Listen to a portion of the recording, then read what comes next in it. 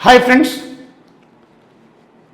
మనం ఈ రోజున గ్రూప్ 2 ఏపీపీఎస్సీ స్ట్రాటజీ ప్లాన్ నేర్చుకోబోతున్నాం. లాస్ట్ వీక్ తెలంగాణ గ్రూప్ 2 మీద స్ట్రాటజీ ప్లాన్ చేస్తాం. చాలామంది విద్యార్థులు మాకు మెసేజ్ పంపించడం జరిగింది, రిక్వెస్ట్ చేయడం జరిగింది, సార్ మాకు ఏపీపీఎస్సీ కూడా చేయండి అని.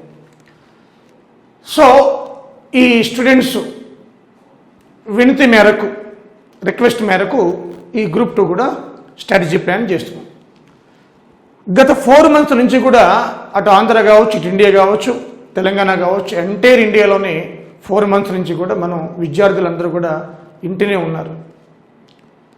సో ఈ ఇంటిలో 4 months నుంచి ఇంటిలో ఉంటే జనరల్గా మనకి స్ట్రెస్ వస్తుంది, ఒత్తిడి పెరుగుతుంది, కాస్త డిసప్పాయింట్ అవుతాం.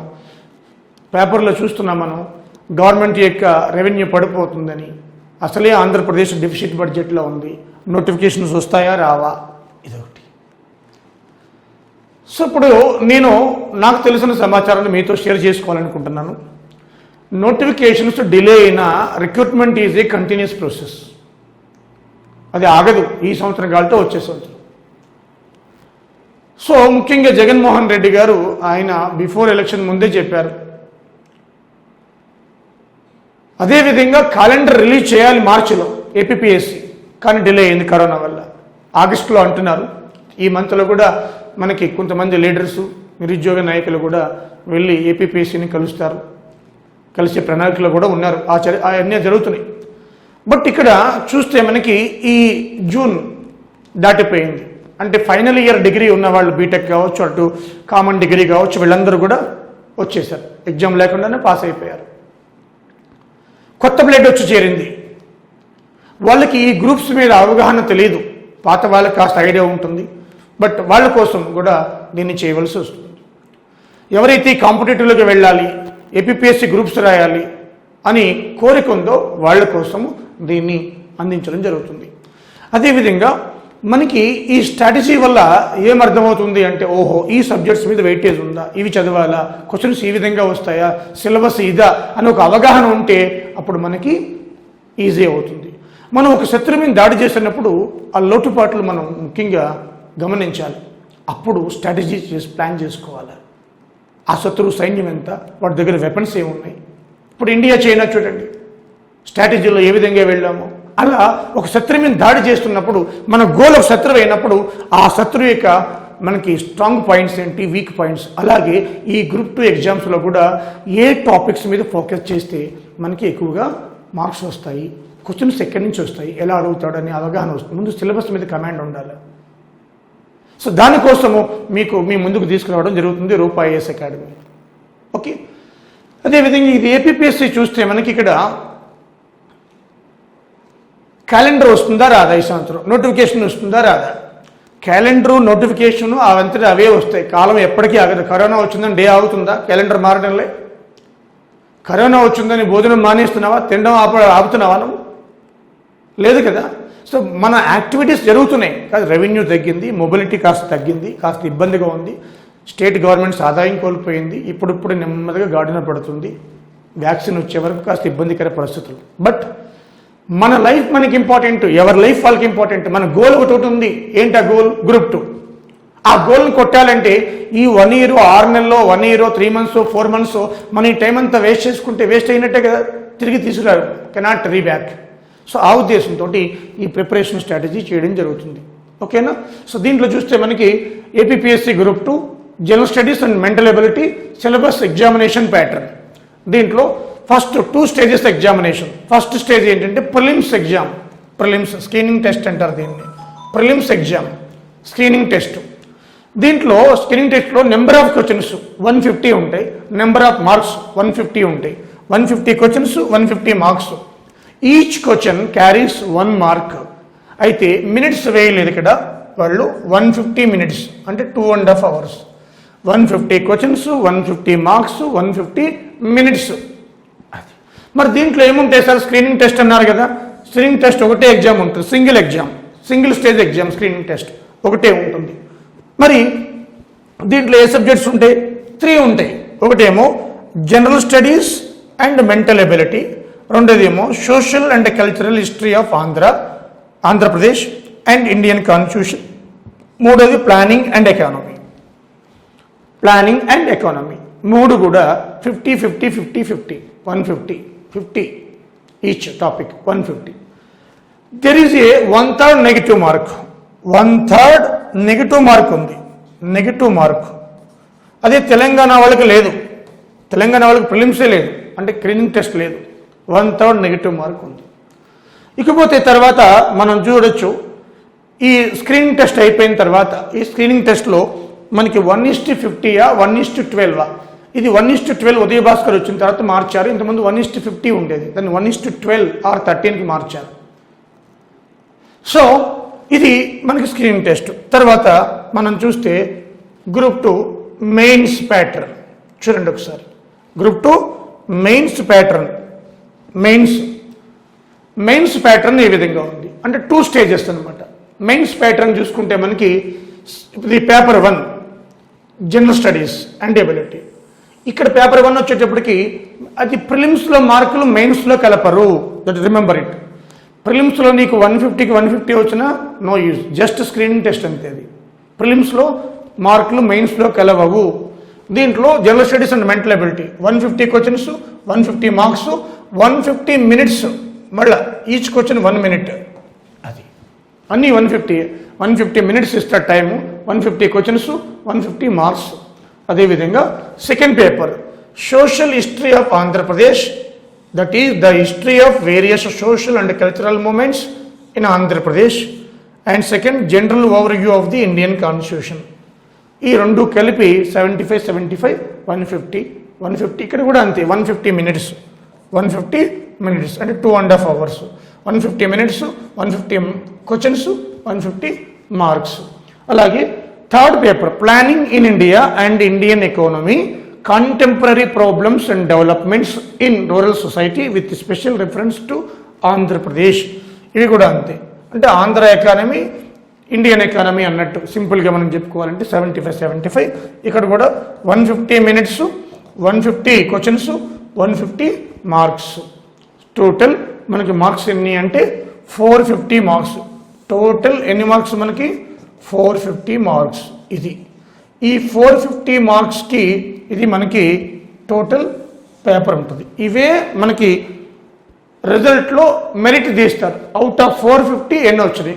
మరి ఇంటర్వ్యూ లేదా సార్ అంటే నో ఇంటర్వ్యూ. సత్యనారాయణ కమిటీ సిఫార్సు మేరకు ఆంధ్రప్రదేశ్లో ఇంటర్వ్యూ లేదు, కానీ తెలంగాణ వాళ్ళకి ఉంది.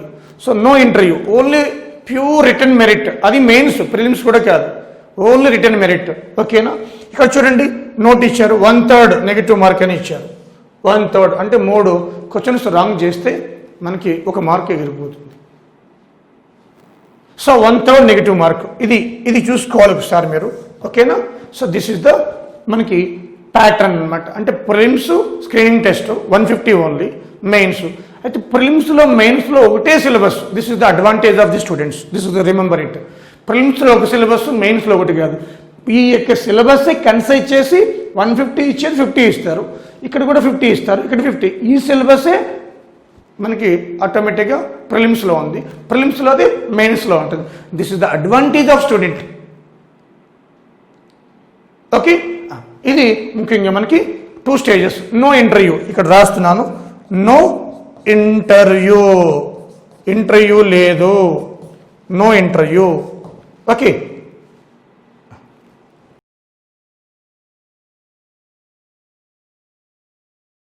ఇప్పుడు ప్రిలిమ్స్లో మెయిన్స్లో ఒకటే సిలబస్ అని చెప్పాను మీకు, నో ఇంటర్వ్యూ అని చెప్పాను. Total 450 marks. ఇది ప్యూర్ మెరిట్ బేస్డ్ ఆన్ మళ్ళీ జోన్. ఇది జోనల్ పోస్టులు కదా. ఇప్పుడు చూద్దాం మనకి దీంట్లో జనరల్ స్టడీస్ అండ్ మెంటల్ ఎబిలిటీలో 150 మార్క్స్, 150 క్వశ్చన్స్, 150 మినిట్స్. ఏది మెయిన్స్లో, అదే ప్రిలిమ్స్ అయితే 50. అంతే కదా. ఇప్పుడు దీంట్లో ఏమన్నాడు ఇక్కడ, events of national and international importance, అలాగే current affairs international, national and regional. ఈ 2 అంటే first 2 topics current affairs. Friends, దీని గురించి నేను విపులంగా చెప్తాను. ఎవరైతే సీరియస్ ఆస్పిరెంట్స్ ఉంటారో, ఎవరైతే డిజైర్ ఉంటుందో, ఎవరికైతే కడుపు మంట ఉంటుందో జీవితంలో బాగుపడాలని, వాళ్ళ కోసం. సో నేను ఒక అద్భుతమైన ఒక స్ట్రాటజీ చెప్తాను కరెంట్ అఫైర్స్ కోసం. మీరు కరెంట్ అఫైర్స్ అని ఆ బుక్ ఈ బుక్ కాకపోతే మా బుక్ నుంచి వచ్చినాయి, ఇక్కడి నుంచి వచ్చినాయి, నా బుక్ నుంచి మొత్తం వచ్చేసినాయి, ఇలా చాలామంది చెప్తున్నారు. బ్రదర్స్, కరెంట్ అఫైర్స్ ఆథర్ రాయడు బ్రదర్. కరెంట్ అఫైర్స్ అనేవి పత్రికల్లో టీవీల్లో వచ్చేవి, అది ఎవరి సొత్తు కాదది. అయితే ఇక్కడ మీరు గుర్తుపెట్టుకోండి, కరెంట్ అఫైర్స్ స్ట్రాటజీ చెప్తున్నాను మీకు. దీంట్లో ఈ కరెంట్ అఫైర్స్ రాసేటప్పుడు మీరు ఒక వైట్ నోట్ బుక్ పెట్టుకోండి. మీరు నిజంగా సీరియస్ ఆస్పిరెంట్స్ అయితే ఒక బుక్ పెట్టుకోండి, ఎప్పుడు క్యారీ చేస్తూ ఉండాలి. నువ్వు ఆఫీస్కి వెళ్ళినా, జాబ్కి వెళ్ళినా, లేదంటే ఎక్కడికైనా వెళ్ళినా, జర్నీ చేసినా కూడా ఆ బుక్ ఒక 200 పేజెస్ వైట్ బుక్ దగ్గర పెట్టుకొని ఇక్కడ కరెంట్ అఫైర్స్లో నేను అనాలిసిస్ చేశాను. ఏది ఫార్మేషన్ తర్వాత, అంతకుముందు తెలుసు అవన్నీ పాతి వదిలేసేయండి. 2014 ఆంధ్రప్రదేశ్ రాష్ట్రం ఫార్మ్ అయిన తర్వాత కరెంట్ అఫైర్స్ అనాలిసిస్ చేస్తే అప్రాక్సిమేట్లీ మీకు ఈ 2 చాప్టర్స్ నుంచి 20 క్వశ్చన్స్ అబవ్ వస్తుంది. మీరు చూడండి కావాలంటే. అదే స్కీమ్స్ కూడా కలుపుకుంటే, అంటే ఇటు 5 year ప్లాన్స్లో స్కీమ్స్ ఉంటాయి, ఓల్డ్వి న్యూ స్కీమ్స్ ఉంటాయి, మళ్ళీ లింక్ పెడతాడు ఓల్డ్ న్యూ స్కీమ్స్, అవన్నీ కలుపుకుంటే మనకి 30 అబవ్ చూపిస్తున్నాయి. ఓన్లీ కరెంట్ అఫైర్స్లో చూసుకుంటే మనకి 20 క్వశ్చన్స్ పక్కాగా గ్యారంటీగా వస్తున్నాయి. ఇవి ఎలా ప్రిపేర్ అవ్వాలి అనేది నేను చెప్తాను స్ట్రాటజీ మీకు. సో ఆంధ్రప్రదేశ్ 13 జిల్లాలు. ఫస్ట్ ఆఫ్ ఆల్ మీరు నేషనల్, రీజనల్ రెండింటికి ప్రాధాన్యత ఇవ్వాలి. తర్వాత ఇంటర్నేషనల్, మూడో ప్రాధాన్యత ఇంటర్నేషనల్కి ఇవ్వాలి. ఎందుకంటే అటు తెలంగాణ అయినా ఆంధ్రప్రదేశ్ అయినా ఇది రీజనల్ ఎగ్జామ్ కాబట్టి, స్టేట్ ఎగ్జామ్ కాబట్టి స్టేట్కి ఎక్కువ ప్రయారిటీ ఇస్తున్నారు. దీంట్లో మీరు గుర్తుంచుకోవాల్సింది ఏంటంటే, ఫస్ట్ ఆఫ్ ఆల్ 2 రాష్ట్రాల్లో ఉన్న కరెంట్ స్కీమ్స్ ఇంపార్టెంట్. 2 స్టేట్స్ యొక్క కరెంట్ స్కీమ్స్ అంటే పథకాలు, ప్రోగ్రామ్స్ అనమాట, అవి చాలా ఇంపార్టెంట్. ఇవి అందరికీ తెలిసిందే. రెండోది ఏంటంటే, ఆ ఆంధ్రప్రదేశ్కి ఇండియా వైడ్ ఏదైనా ర్యాంక్స్ వచ్చినాయా, ఆంధ్రప్రదేశ్ సాధించిన అవార్డులు, వ్యక్తులు కాదు, వ్యక్తులు సాధించిన అవార్డులు వేరే. ఆంధ్రప్రదేశ్ రాష్ట్రానికి ఇప్పుడు ఆంధ్రప్రదేశ్ మరి హెచ్డిఏలో ర్యాంక్ ఎంత, ఆంధ్రప్రదేశ్ పర్ క్యాపిటల్ ఇన్కమ్లో ర్యాంక్ ఎంత, ఆంధ్రప్రదేశ్ మైక్రో ఇరిగేషన్లో ర్యాంక్ ఎంత, ఆంధ్రప్రదేశ్ హెల్త్ ఇండికేటర్లో ర్యాంక్ ఎంత, ఆంధ్రప్రదేశ్ సోలార్లో ర్యాంక్ ఎంత, ఆంధ్రప్రదేశ్ ఐఎంఆర్లో ర్యాంక్ ఎంత, ఆంధ్రప్రదేశ్ ఎంఎంఆర్లో ర్యాంక్ ఎంత, చూడండి. సో ఇలా ఏపీకి సంబంధించిన ర్యాంక్స్, అలాగే వ్యక్తుల అవార్డులు. ఈ అవార్డ్స్ కూడా నేషనల్ అవార్డ్స్, రీజనల్ అవార్డ్స్, ఇవి కూడా అవార్డ్స్ నుంచి కూడా మనకి ఎక్కువ క్వశ్చన్లు వస్తున్నాయి. స్పోర్ట్స్ అండ్ అవార్డ్స్ నుంచి కరెంట్ అఫైర్స్లో out of 20 minimum 4 to 5 questions వస్తున్నాయి. Minimum 4 to 5 questions sports related and awards. మీరు చూడండి, పేపర్ చూస్తే 2019 చూడండి, ప్రిలిమ్స్ చూడండి, మైండ్ చూడండి. మీకు లాస్ట్లో ఏ క్వశ్చన్లు వచ్చాయి కూడా ఎన్ని వచ్చాయి చెప్తాను మీకు లాస్ట్లో చెప్తాను, ఏ టాపిక్ నుంచి వెయిటేజ్ ఎంత ఉందనేది. ఇప్పుడు ఓన్లీ స్ట్రాటజీ చెప్తున్నాను మీకు. వెయిటేజ్ 17, 19లో వచ్చిన పేపర్లు చెప్తాను లాస్ట్లో. సో ఇక్కడ మీరు ఓన్ హ్యాండ్ బుక్ పెట్టుకోండి. స్పోర్ట్స్ ఎవరికి ఏ అవార్డు వచ్చింది, స్పోర్ట్స్ యొక్క పదజాలం, టెర్మినాలజీ ఇంపార్టెంట్. అదేవిధంగా మనకి ఇక్కడ పర్సన్స్, ఇంటర్నేషనల్ ఆర్గనైజేషన్ పర్సన్, ఇప్పుడు ILO ప్రెసిడెంట్ ఎవరు, WHO ప్రెసిడెంట్ ఎవరు, IMF ప్రెసిడెంట్ ఆర్ చైర్మన్ ఎవరు, ఇలా ఇవి కూడా ఇస్తున్నాడు. పర్సన్స్ మీద ఎక్కువ ఫోకస్ చేస్తున్నాడు. అదేవిధంగా సమిట్, కాన్ఫరెన్సెస్ సమావేశాలు. అదేవిధంగా ఆంధ్రప్రదేశ్తో లింక్ ఉన్నవి ఏమైనా ఉన్నాయా కాన్ఫరెన్సెస్, మన వాళ్ళు ఎక్కడికైనా పార్టిసిపేట్ చేశారా, అవి కూడా ఇస్తున్నాడు. సో ఈ విధంగా మన ప్రెసిడెంట్, ప్రైమ్ మినిస్టర్స్ విదేశాలు వెళ్ళారా, వెళితే వీళ్ళకి ఇంపార్టెన్స్ ఏంటి, ఎవరైనా మన దేశం వచ్చారా, వస్తే వాళ్ళ ఇంపార్టెన్స్ ఏంటి, ఏమైనా ఒప్పందాలు అయినా కుదిరాయా, కుదిరితే ఏ ఒప్పందాలు కుదిరాయి, ఏ మార్గం మనకు లబ్ధి చేకూరుతుంది చూడండి. అదేవిధంగా ఎవరైనా కొత్త బుక్స్ రాశారా, ఆ బుక్లో ఏముంది, ఎవరి గురించి ఆ బుక్, అది కూడా అడుగుతున్నాడు. So books, persons, sports and awards, అలాగే summit or conferences and science and టెక్నాలజీకి సంబంధించి ఏవైతే టెక్నాలజీ పరంగా, ముఖ్యంగా డిజిటల్ టెక్నాలజీ గుర్తుపెట్టుకోండి.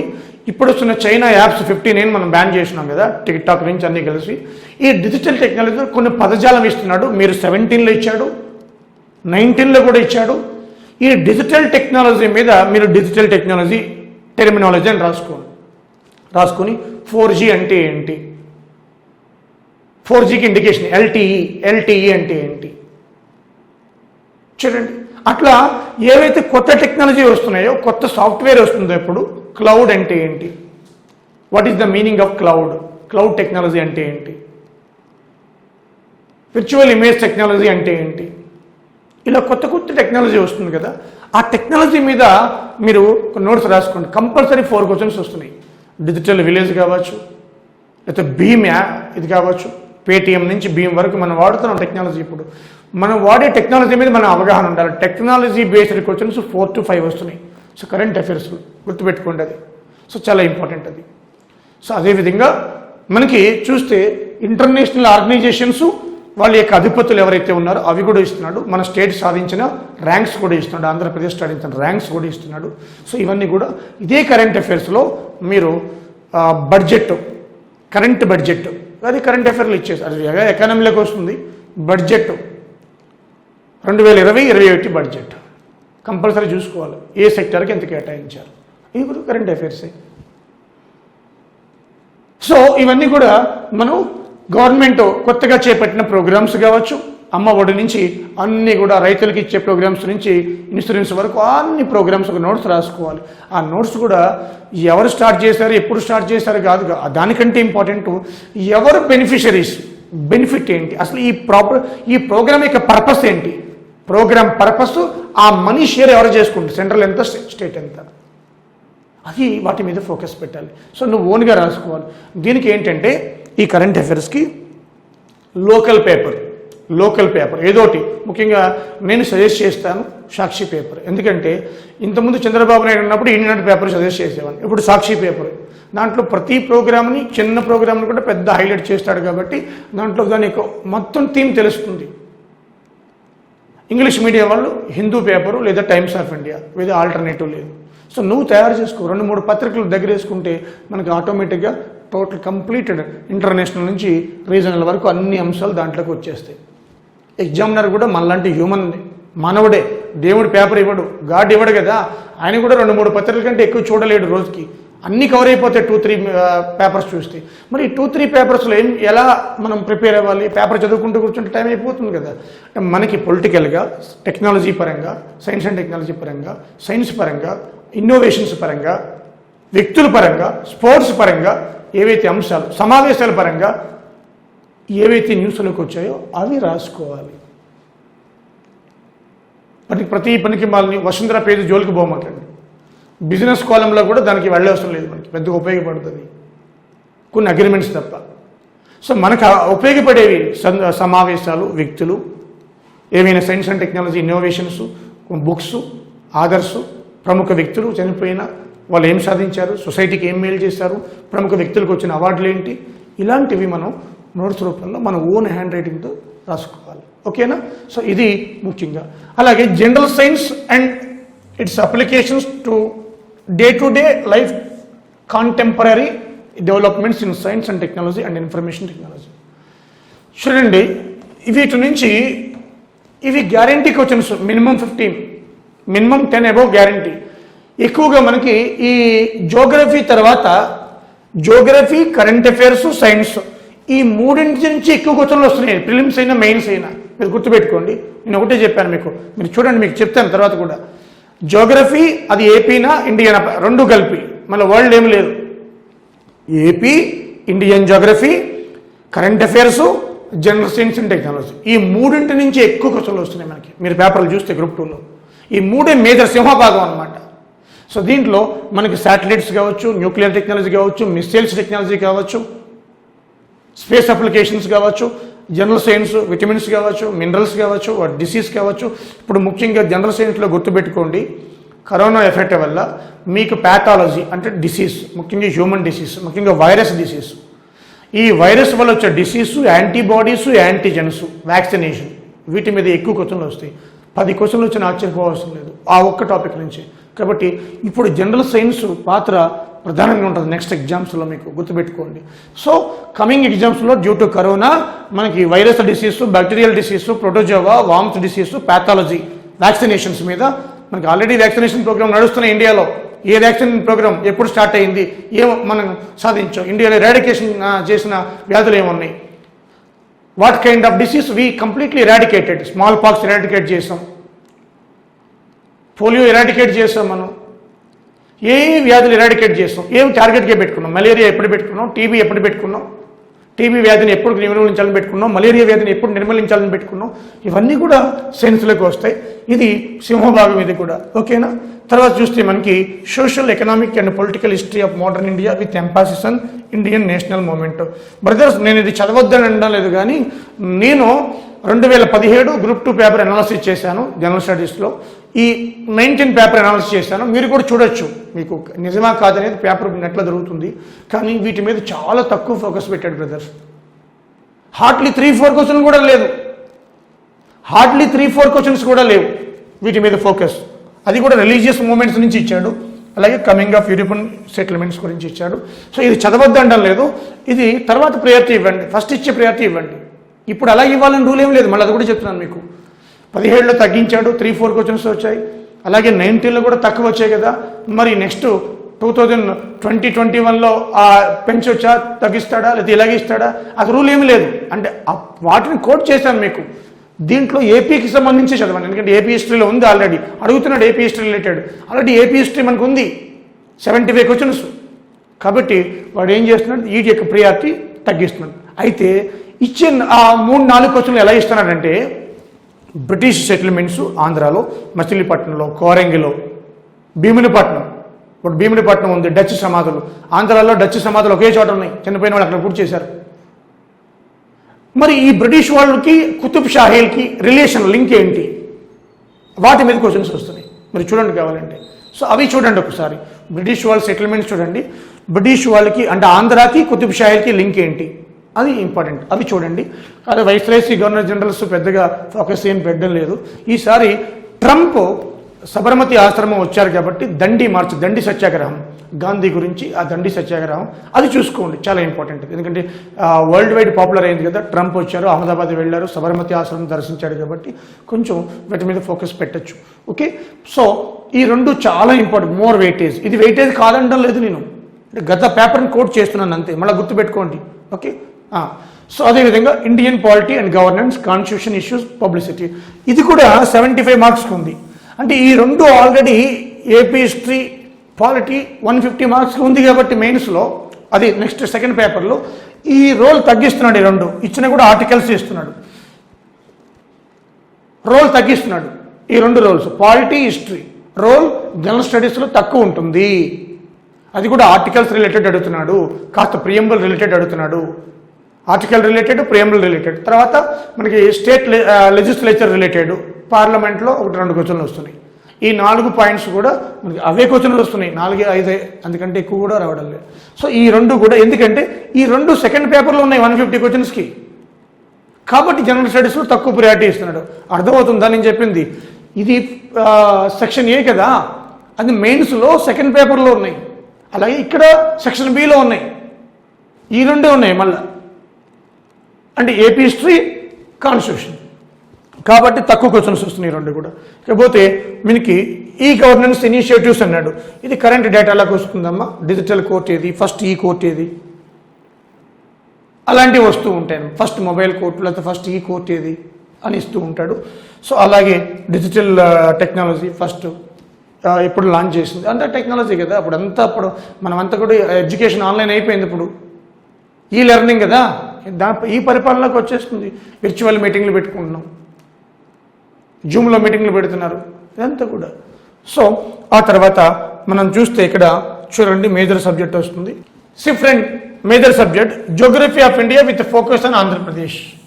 అది ఇది ఫస్ట్ ప్రయారిటీ ఇవ్వాలి, ఎందుకంటే ఇది ఎకానమీలో కూడా ఉంది. ఎకానమీలో అగ్రికల్చర్ ఉంది, ఎకానమీలో ఇరిగేషన్ ఉంది, ఎకానమీలో ప్రాజెక్ట్స్ ఉన్నాయి. నేను అబ్జర్వ్ చేసింది ఏంటంటే ఎక్కువ క్వశ్చన్లు దీని నుంచి వస్తున్నాయి. మీకు తెలుసో తెలియలో 42 క్వశ్చన్స్ 2016 నోటిఫికేషను, 17లో గ్రూప్ 2లో 42 క్వశ్చన్స్ మొత్తం వీటి నుంచి వచ్చినాయి. ఆంధ్రప్రదేశ్ జోగ్రఫీ, ఇండియన్ జోగ్రఫీ, ఈ రెండే చూడండి. మేజర్ సింహభాగం ఇటు ప్రిలిమ్స్ అయినా మెయిన్స్ అయినా కూడా. సో ప్రిలిమ్స్లో తగ్గించినా కూడా మెయిన్స్లో ఎకానమీ ఉంది కదా పేపర్, ఏపీ ఎకానమీ 75 అన్నీ ఇచ్చి పడేస్తున్నాడు. అదే ఎకానమీ ఈక్వల్ టు అగ్రికల్చర్ అండి. అందుకనే మీరు ఇది చాలా ఇంపార్టెంట్, ఫస్ట్ ఫోకస్ పెట్టాలి. దీని మీద ఫస్ట్ ఇంపార్టెంట్ సబ్జెక్ట్. రెండోది కరెంట్ అఫైర్స్, మూడోది general science. So first, second, third ఈ 3 చదువుకుంటే 50% వచ్చినట్టే జనరల్ స్టడీస్లో, అయిపోయినట్టుగా 50%. చెప్పండి ఏం చెప్పాను? First geography, Indian geography, AP geography. Second current affairs. Third general science and technology. ఈ 3 చదివితే 50% అయిపోయినట్టే. 60 పైన మార్కులు వస్తాయా? అది ఎకానమీలో కూడా మ్యాక్సిమం నేను చెప్పాను, జనరల్ స్టడీస్లో ఎకానమీ కూడా అది ఇంకా గెలుస్తాయి.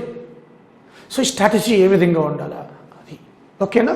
అదేవిధంగా డిజాస్టర్ మేనేజ్మెంట్. ఇప్పుడు ఇది చాలా ఇంపార్టెంట్. ఎందుకంటే ఇప్పుడు డిజాస్టర్, ఏ డిజాస్టరు? Corona disaster. ఇది కూడా ఒక డిజాస్టరే. ఇప్పుడు జనరల్గానే ఈ డిజాస్టర్ నుంచి ఒక 10 క్వశ్చన్లు యావరేజ్ వస్తున్నాయి ఆంధ్రాలో. ఎగ్జామ్స్లో ఏం తీసుకున్నా కూడా యావరేజ్ 10. సో 7 to 10 మధ్యలో వస్తాయి అన్నమాట. ప్రిలిమ్స్లో ఎలాగా మనకి తక్కువ కాబట్టి 3-4 వస్తాయి. దీన్ని డబుల్ మెయిన్స్లో సింపుల్, ఎందుకంటే డబుల్ క్వశ్చన్స్ కాబట్టి. సో ఇది కూడా చాలా ఇంపార్టెంట్. ఇది 4th ప్రియారిటీ ఇవ్వండి ఆంధ్ర వాళ్ళకి. నేను 4 ప్రియారిటీస్ ఇచ్చాను. Disaster management act, epidemic act 1897 already యూట్యూబ్లో ఉన్నాయి, నేను చెప్పాను ఆల్రెడీ, ఫ్రీగా చూసుకోవచ్చు మీరు. Disaster management act, epidemic act, దాంట్లో NIDM నుంచి అన్నీ చెప్పాను, NDMA NIDM నుంచి. సో చాలా ఇంపార్టెంట్. నెక్స్ట్ స్ట్రాటజీ ఇదనమాట. సో అలాగే అప్లికేషన్స్, రిమోట్ సెన్సింగ్, జీస్ ఇవన్నీ కూడా శాటిలైట్తో ముడిపడి ఉంటాయి మనకి. ఇది పెద్దగా వీటి నుంచి ఏం అడగడం లేదు క్వశ్చన్స్ అని కూడా. So disaster management, vulnerability profile, మొత్తం ఓవరాల్ డిజాస్టర్ అండ్ మేనేజ్మెంట్లోకి వచ్చేస్తుంది. Next sustainable development. దీంట్లో క్వశ్చన్స్ అనేవి ఒక 4-5 వస్తున్నాయమ్మా. నేను ఇంపార్టెంట్ ఏం వద్దని అనడం లేదు, బట్ 4-5 వస్తున్నాయి. దాంట్లో కంపల్సరీగా కొన్ని క్వశ్చన్స్ గ్యారంటీగా వస్తున్నాయి. Global warming, green house effect, climate change, అదేవిధంగా సస్టైనబుల్ డెవలప్మెంట్ గోల్స్, 17 గోల్స్ ఉన్నాయి కదా, గోల్స్, ఇవన్నీ కూడా కామన్ క్వశ్చన్స్ వస్తున్నాయి. అలాగే కొన్ని సమిట్స్, క్యోటో ప్రోటోకాల్ అంటే ఏంటి, మాంట్రియల్ ప్రోటోకాల్ అంటే ఏంటి, ఇవన్నీ కూడా కొన్ని సమిట్స్ దీంట్లో ఎన్నో లేవు. అలాగే సందాయ్ ఫ్రేమ్వర్క్ అంటే ఏంటి, వీటి మీద ఫోకస్ పెడుతున్నాడు. అది ఎన్విరాన్మెంటల్ ఇష్యూస్ మీద ఎక్కువ ఫోకస్ పెడుతున్నాడు. సస్టైనబుల్ డెవలప్మెంట్ అంటే 1-1 అడగడానికి పెద్దగా ఏమీ లేవు, కానీ ఎన్విరాన్మెంటల్ మీద ఉన్నాయి. ఏంటది? BOD అంటే ఏంటి, COD, BOD, biochemical oxygen demand, eutrophication అంటే ఏంటి, గ్లోబల్ వార్మింగ్ అంటే ఏంటి, క్లైమేట్ చేంజ్ అంటే ఏంటి, యాసిడ్ రైన్ అంటే ఏంటి, క్లౌడ్ సీడింగ్ అంటే ఏంటి, ఓజోన్ ప్రాబ్లమ్స్ ఏంటి, మీటింగ్స్ ఎక్కడ జరిగినాయి, ఏ ప్యాక్ట్, ఏ ట్రీటీ అన్నా ప్యాక్ట్ అన్నా ఒకటి. సందులు అంటే సమావేశాలు, సంధి అంటే అగ్రిమెంట్స్, అవన్నీ కూడా మనకి దీంట్లో అడుగుతున్నాడు అనమాట. అలాగే లాజికల్ రీజనింగ్, ఇక్కడ చూస్తే మనకి దీన్ని చూడండి ఒకసారి. ఈ లాజికల్ రీజనింగ్, డేటా, ఇదంతా మెంటల్ ఎబిలిటీ కింద వస్తుంది 9th, 10th. దీని నుంచి కూడా 10 క్వశ్చన్స్ వస్తున్నాయమ్మా. మెయిన్స్లో అయితే లాస్ట్ 2019 మెయిన్స్లో 15 వరకు అడిగాడు, 15 క్వశ్చన్స్ 2019లో లాస్ట్ ఇయర్. సో ఇది దీంట్లో ఇది డేటా ఇచ్చి క్వశ్చన్స్ ఉంటాయి. ఇది జనరల్గా డిగ్రీ చేసిన వాళ్ళకి ఇది లాజికల్ రీజనింగ్ అంటే కొన్ని బ్లడ్ రిలేషన్స్, క్లాక్స్, క్యాలెండర్స్, ఇవి తప్ప మిగతా మీరు చేయగలరు. డేటా ఇంటర్ప్రిటేషన్ ఏంటి, డేటా ఇస్తాడు, నీకు ఒక సమ్ చేయాలి, వాడి ఇస్తాడుగా అంత. అంటే ఇది పెద్దగా భయపడవలసిన అవసరం లేదు, ఒక నేను చెప్పిన కొన్ని టాపిక్స్ తప్ప. ఓకే, ఇది చదివే సబ్జెక్ట్ కాదు కదా, ప్రాక్టీస్. ఇది చదివే సబ్జెక్ట్ అయితే కాదు. ఓకే, ఆ తర్వాత బైఫర్కేషన్, ఇది చూద్దాం. బైఫర్కేషన్, ఈ బైఫర్కేషన్లో చూస్తే మనకి దీని నుంచి యావరేజ్ 10 క్వశ్చన్స్. ఎందుకని? హిస్టారికల్ బ్యాక్గ్రౌండ్ ఉంటుంది దీనికి. చాలామంది బైఫర్కేషన్ అంటే ఏమంటున్నారంటే, ఏమనుకుంటున్నారు బైఫర్కేషన్ అంటే, ఏముందిలే ఆ సెక్షన్స్ PDF ఉంటుంది నెట్లో, ఆ సెక్షన్స్ చెప్పేస్తుంది. అది కాదు నాయనా. బైఫర్కేషన్ అంటే అసలు విభజన 2014లో ఆ చట్టం రావడానికి దారితీసిన పరిస్థితులు ఏంటి, అసలు ఆ చట్టం ఎందుకు వచ్చింది అంటే 3 స్టెప్స్ ఉంటాయి దీంట్లో. ఏంటిది? మనం మద్రాసు రాష్ట్రం నుంచి ఎలా విడిపోయాము. ఫస్ట్ స్టెప్ 1903లో స్టార్ట్ అయింది గుంటూరులో. ఆ గుంటూరు బార్ అసోసియేషన్లో స్టార్ట్ అయింది లొల్లి, అక్కడి నుంచి స్టార్ట్ అయింది. 1903 నుంచి నవ్య సాహితీ సమితి, జొన్నావిత్తుల గురునాను, చల్లా శేషగిరిరావు వీళ్ళందరూ కూడా స్టార్ట్ చేశారు మద్రాసు డామినేషన్కి వ్యతిరేకంగా. అక్కడి నుంచి 1953 వరకు మద్రాసు రాష్ట్రం నుంచి విడిపోయి ఈలోగా శ్రీబాగ్ ఒప్పందం చేసుకున్న రాయలసీమ నుంచి. వాళ్ళేమో వద్దంటారు, మాకు మద్రాసే ముద్దంటారు, మాకు సెపరేటు ఆంధ్ర రాష్ట్రం వద్దు, మద్రాసే ముద్దు. ఎందుకంటే కడప, చిత్తూరు, నెల్లూరు అవన్నీ దగ్గర ఉంటాయి మద్రాసుకి. కాబట్టి అక్కడ అభివృద్ధి చెందుతుందని. కోస్తాంధ్ర తెలివైన వాళ్ళు, రాయలసీమ వాళ్ళు అమాయకులు మేము మోసం చేస్తారని. అది శ్రీబాగ్ ఒప్పందం జరిగింది. మళ్ళా జరిగి ఆ తర్వాత 1953లో ఎలా విడిపోయింది. విడిపోయినప్పుడు సీఎం ఎవరు, ఏం జరిగాయి, క్యాపిటల్ ఎక్కడగా, కర్నూలుకు క్యాపిటల్ వచ్చినప్పుడు గుంటూరు హైకోర్టు వచ్చింది. ఎందుకు వచ్చింది, దీనికి పరిణామాలు ఏంటి, అది మళ్ళీ హిస్టరీలో కూడా వస్తుంది, పాలిటీలో కూడా వస్తుంది. మళ్ళీ అప్పుడు ఫస్ట్ సీఎం ఎవరు, ఫస్ట్ గవర్నర్ ఎవరు, ఫస్ట్ స్పీకర్ ఎవరు, ఫస్ట్ హైకోర్టు చీఫ్ జడ్జి ఎవరు. ఆ తర్వాత 53 నుంచి విశాలాంధ్ర మూమెంట్ అందుకుంది. ఈలోగా 1948లో ఆపరేషన్ పోలో హైదరాబాదు మనకి ఇండియన్ యూనియన్లో కలిసిపోయింది. కాత కెప్టెన్ జేఎన్ చౌదరి, ఆయన పోయిన తర్వాత CK Vellodi, Kerala ICS officer, civil service, ఆయన సీఎం ఫస్ట్. ఆ తర్వాత ప్రజాప్రతినిధి ఆయన బురుగుల రామకృష్ణారావు ఫస్ట్ ఎలక్టెడ్ సీఎంగా ఉన్నారు. ఆ తర్వాత బురుగుల రామకృష్ణారావు కూడా ఆయన కమ్యూనిస్ట్గా భావాలు ఉన్నాయి కాబట్టి, సోషలిస్ట్ కమ్యూనిస్ట్ కాబట్టి, మన ఆంధ్ర నాయకులైన పుచ్చలపల్లి సుందరయ్య కూడా కమ్యూనిస్టే కాబట్టి, విశాలాంధ్ర వావిలాల గోపాలకృష్ణ, పుచ్చలపల్లి సుందరయ్య వీళ్ళందరూ కూడా విశాలాంధ్ర భావాన్ని తీసుకొచ్చారు. ఆ విధంగా మనకి 1953, 1956 మధ్యలో ఏం జరిగాయి, అనేక పరిణామాలు జరిగాయి. ఆ పరిణామాల్లో మనకి హైదరాబాద్ అసెంబ్లీలో మనకి రిజల్యూషన్ పాస్ అయినప్పుడు తెలంగాణ ఆంధ్రలో కలుపుదామా అన్నప్పుడు 175 మంది ఎమ్మెల్యేలు ఉంటే అటెండ్ అయ్యింది 147.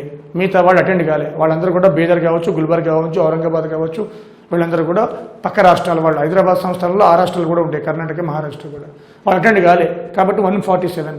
దాంట్లో 103 మెంబర్స్ ఏమన్నారు, మాకు ఆంధ్రాలో కలిపేయండి అని చెప్పారు. కాబట్టి తెలంగాణ ఆంధ్ర కలిసిపోయింది. ఇలా కొన్ని అపోహలు వచ్చాయి. మరిచెన్నారెడ్డి, కేవీ రంగారెడ్డి. ఆ అపోహలు తిరగడానికి, సాల్వ్ చేయడానికి జెంటిల్మెన్ అగ్రిమెంట్ ఢిల్లీలో జరిగింది. పెద్ద మనుషులు ఒప్పందం. ఇక్కడ నలుగురు, అక్కడ నలుగురు లీడర్స్, టోటల్ 8 మంది సైన్ చేశారు. November 1, 1956లో ఆంధ్రప్రదేశ్ వచ్చేసి 56లో ఆంధ్రప్రదేశ్ వచ్చినప్పటి నుంచి 2014 వరకు మళ్ళీ మూడో ఘట్టం. చాలా లెంతియెస్ట్ ప్రాసెస్.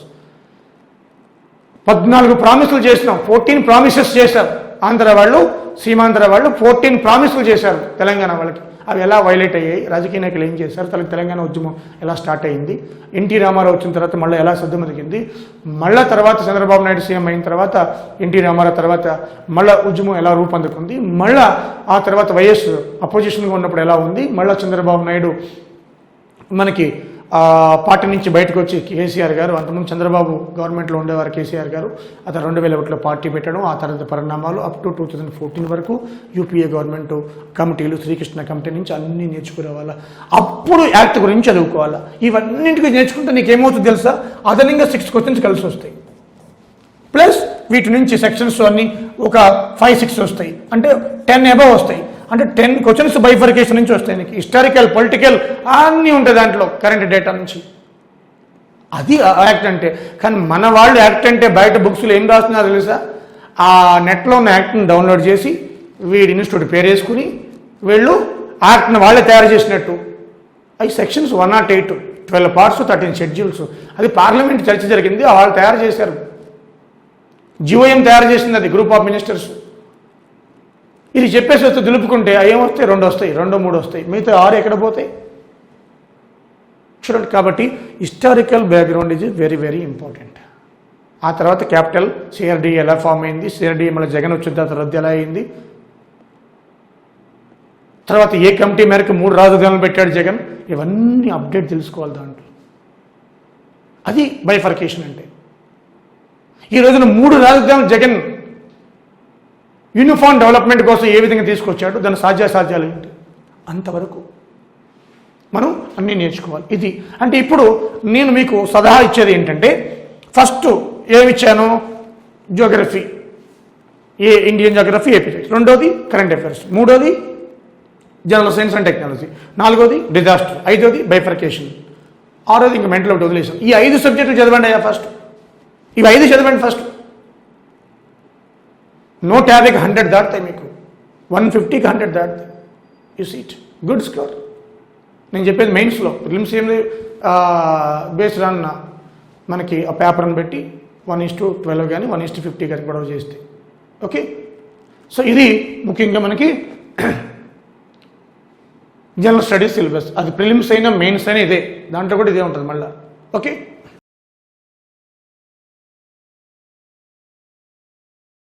బ్రదర్స్, సెక్షన్ ఏ అయిపోయింది. మనం ప్రిలిమ్స్ పాయింట్ ఆఫ్ వ్యూలో చెప్తున్నాం, అది prelims point of view. Mains కూడా ఇదే, అందుకని 2 కలిపి చెప్తున్నాను మీకు. ఎందుకంటే ఇది ప్రిలిమ్స్ కదా, section A, section B, section C. ఇవే 3 papers. Section A general studies and ability మెయిన్స్లో, section B paper 2, section 3 paper 3, same syllabus. అందుకే ఇక్కడే చెప్పేస్తున్నాను. ఓకేనా? ఇప్పుడు చూద్దాం. మనకి ఇక్కడ చూస్తే మనకి social and cultural history of Andhra Pradesh అని ఇచ్చాడు.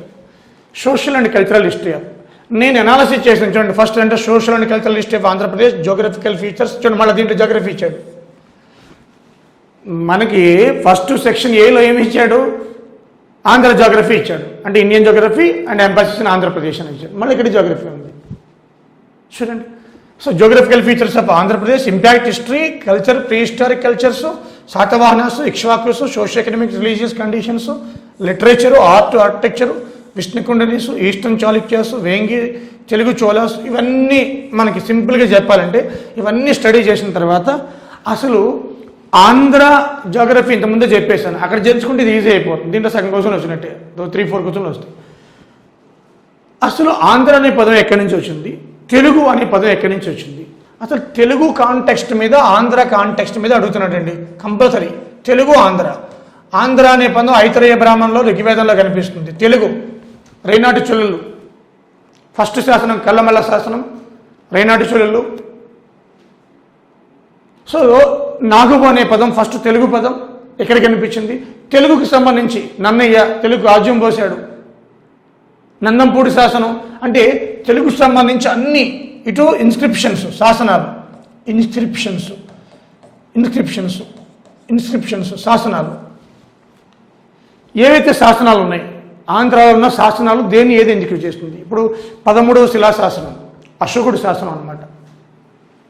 13వ శిలాశాసనం ఎర్రగుడి రాజుల మందగిరి. అశోకుడు అంటే మౌర్యులు ఆంధ్రాన్ని పరిపాలించాడనడానికి నిదర్శనం.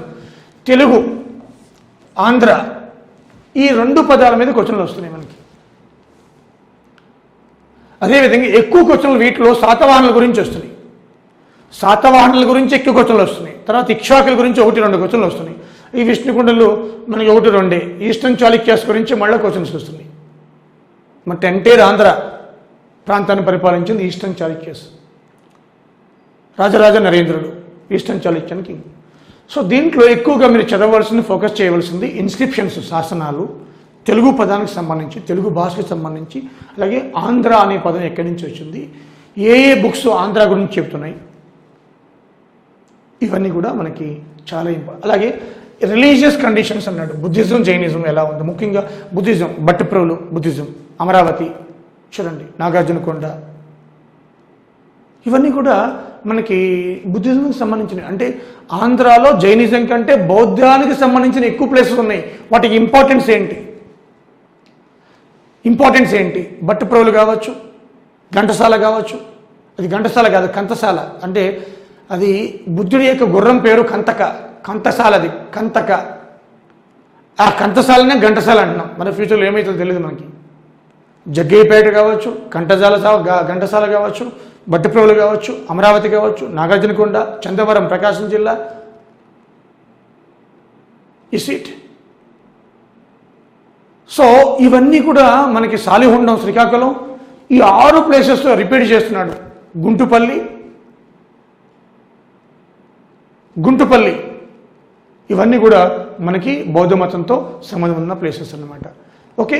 సో ఈ ఫస్ట్ చాప్టర్లో మీరు జాగ్రఫీ ప్లస్ హిస్టరీ ఉంటుందండి.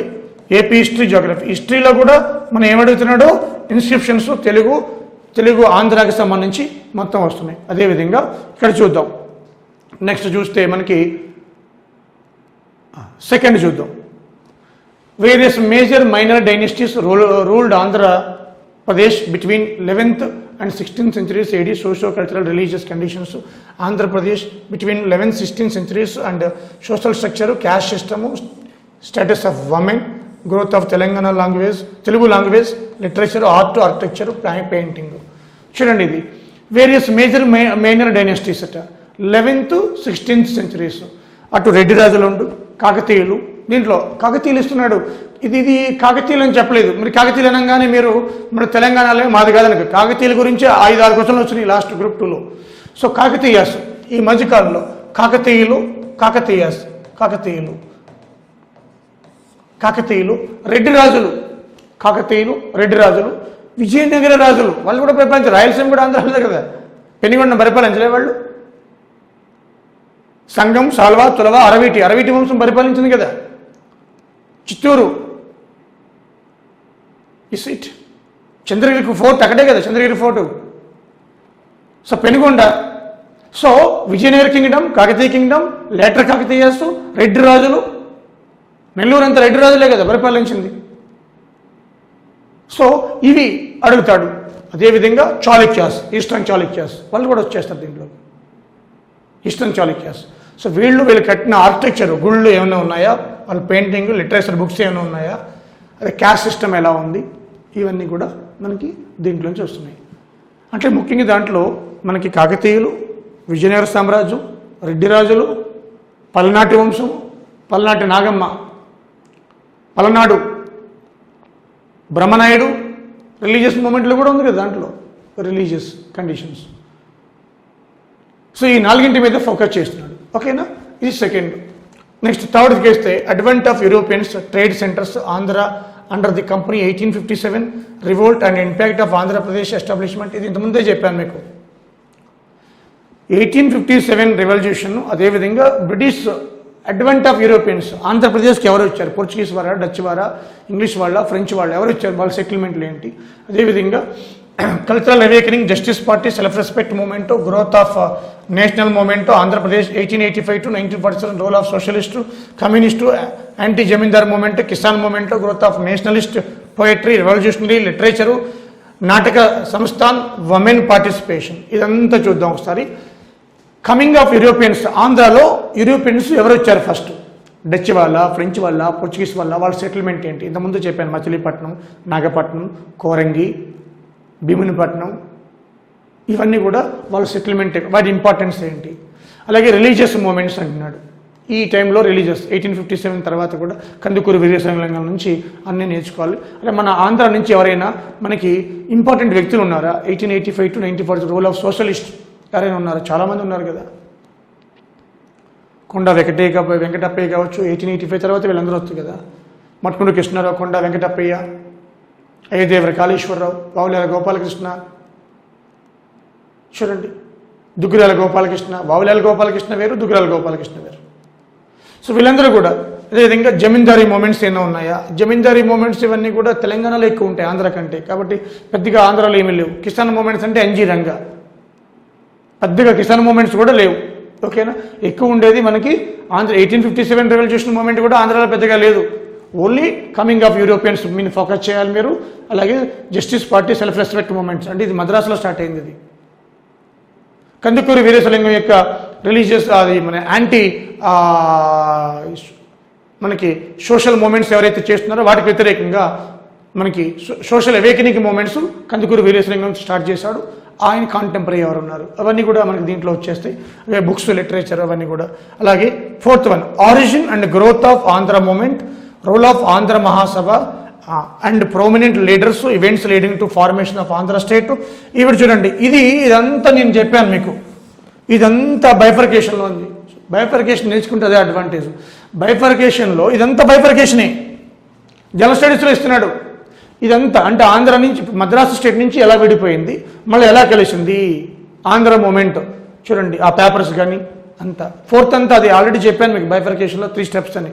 53లో ఎలా విడిపోయింది, 56లో ఎలా కలిసింది, మళ్ళీ 2014లో ఎలా విడిపోయింది, మొత్తం 3 స్టేజెస్. ఓకేనా.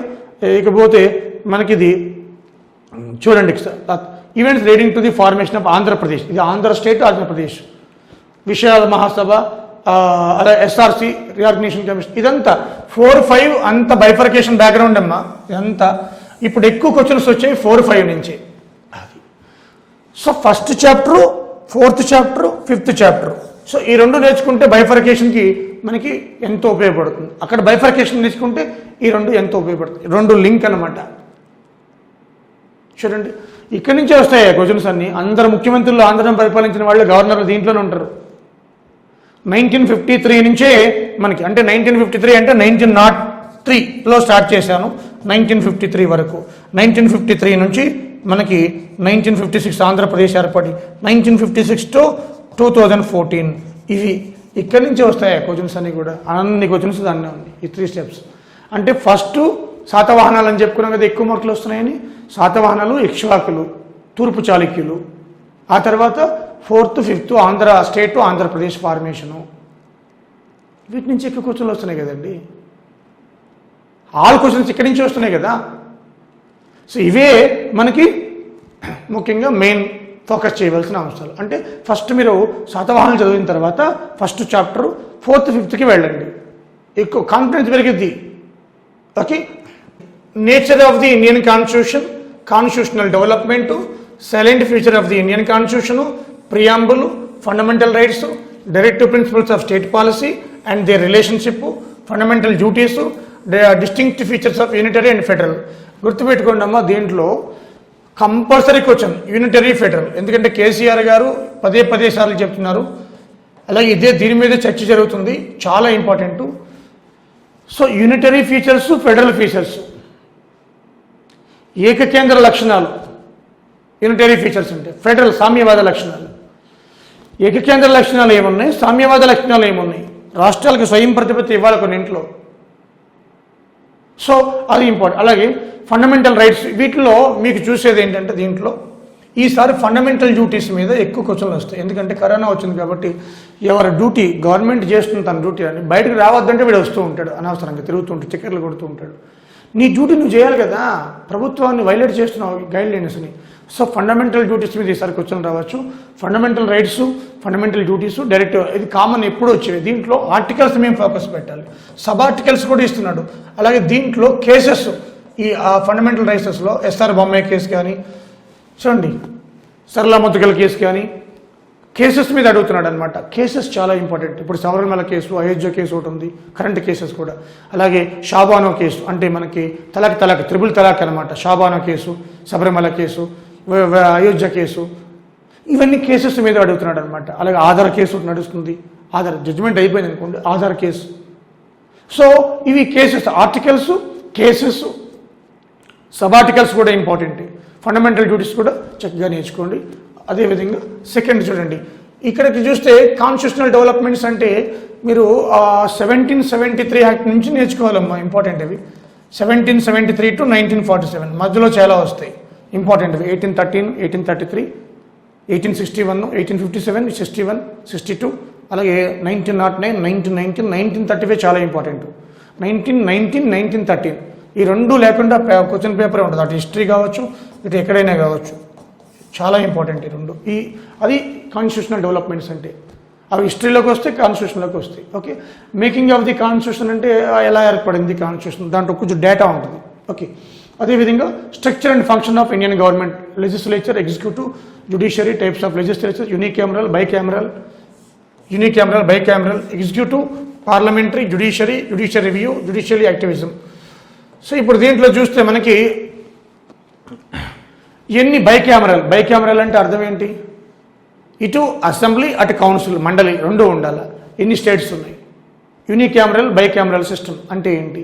అదేవిధంగా జ్యుడిషియరీ, ఇవి ఎక్కువ క్వశ్చన్స్ జ్యుడిషియరీ మీద వస్తున్నాయి, ముఖ్యంగా సుప్రీంకోర్టు, జ్యుడిషియల్ రివ్యూ, సుప్రీంకోర్టు మీద ఎక్కువ క్వశ్చన్లు వస్తున్నాయమ్మా, అది చూసుకోవాలి ఒకసారి మీరు. ఓకే. క్రియాశీలకత, యాక్టివిజం అంటే క్రియాశీలకత. ఓకే. అదేవిధంగా structure and functions of Indian government అంటున్నాడు. దాంట్లో legislative, executive and judiciary. First, second, third estate, fourth estate అంటే ప్రెసెస్, వాటికి ఇంపాక్ట్ ఏంటి. అదేవిధంగా distribution, legislative and executive powers between the union and states. Union states మధ్య రిలేషన్స్లో committees ఉన్నాయి. Punchhi committee, మేలీ committee, SRC, Sarkaria committee, Ranjit Singh Sarkaria. ఈ కమిటీస్ చాలా ఇంపార్టెంట్ అమ్మా. కమిటీస్ నుంచి కంపల్సరీగా 2-3 క్వశ్చన్లు వస్తున్నాయి.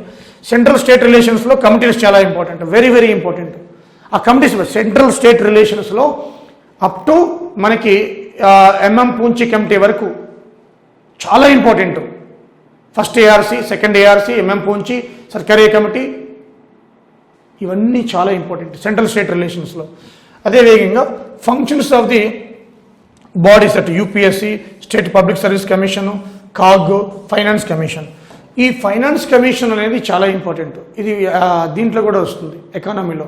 14th finance commission, 15th finance commission, వాటి రికమెండేషన్స్ 100% ఎకానమీలోకి వచ్చింది. మీరు ఇంతవరకు చూసుకోండి, 17 కానీ 19 కానీ, అంతకుముందు బిఫోర్ డివిజన్ ఆంధ్రప్రదేశ్ ఏవైతే current finance past finance commissions ఉన్నాయో పక్కా క్వశ్చన్స్ వస్తున్నాయి, అటు ఎకానమీ కానీ ఇటు పాలిటీలో కానీ.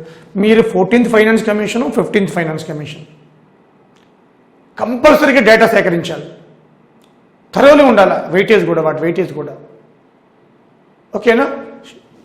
అదేవిధంగా central state relations need for Rajamannar committee, సర్కారీ కమిటీ వాడే ఇచ్చేశాడు ఇప్పుడు నేను చెప్పినవన్నీ. మళ్ళీ ఇది సపరేట్ సబ్జెక్ట్గా ఇచ్చాడు. ఇదిగో సెంట్రల్ స్టేట్ రిలేషన్స్ అన్నాడు కదా ఇక్కడ, మరి 8th ఇది అంటే వాడు చూడండి సిలబస్ ఎలా ఇచ్చాడు. సెంట్రల్ స్టేట్ రిలేషన్ ఉన్నప్పుడు నేను ఆల్రెడీ చెప్పాను మీకు, అంటే 8th 9th ఒకటేనయ్యా, సిలబస్ ఎక్కువ కనిపిస్తుంది మీకు. వాడే ఇచ్చాడు కమిటీస్, రాజమన్నార్ కమిటీ అన్నాడు, తమిళనాడు గవర్నమెంట్ ఇస్తుంది, సర్కారీ కమిటీ, పూంచి కమిటీ. ఇది మళ్ళీ చూడండి unitary federal features of the Indian card ఇక్కడ ఇచ్చాడు కదా, యూనిటరీ ఫెడరల్ ఫీచర్స్. మళ్ళీ ఇది కింద ఇచ్చాడు చూడండి. అంటే వాడు చూడండి ఏ విధంగా ఉందో, సిలబస్ అంతా డూప్లికేషన్, మీరేం భయపడవసరం లేదు. సో ఈ రెండు ఒకటే అమ్మా, వాడు చూడండి ఇక్కడ యూనిటరీ అండ్ ఫెడరల్ ఫీచర్స్, చూడండి ఇక్కడ యూనిటరీ అండ్ ఫెడరల్ ఫీచర్స్ రెండు ఒకటే కదా. ఏకకేంద్రం అదేవిధంగా సామ్యవాద లక్షణాలు, కొన్ని ఏకకేంద్ర లక్షణాలు, సామ్యవాద లక్షణాలు ఉన్నాయి. ఓకే, సో భయపడవసరం లేదు. అలాగే amendment process, constitution, centralisation versus decentralisation, community development programme, Balwantrai Mehta. అదేవిధంగా చూస్తే మనకి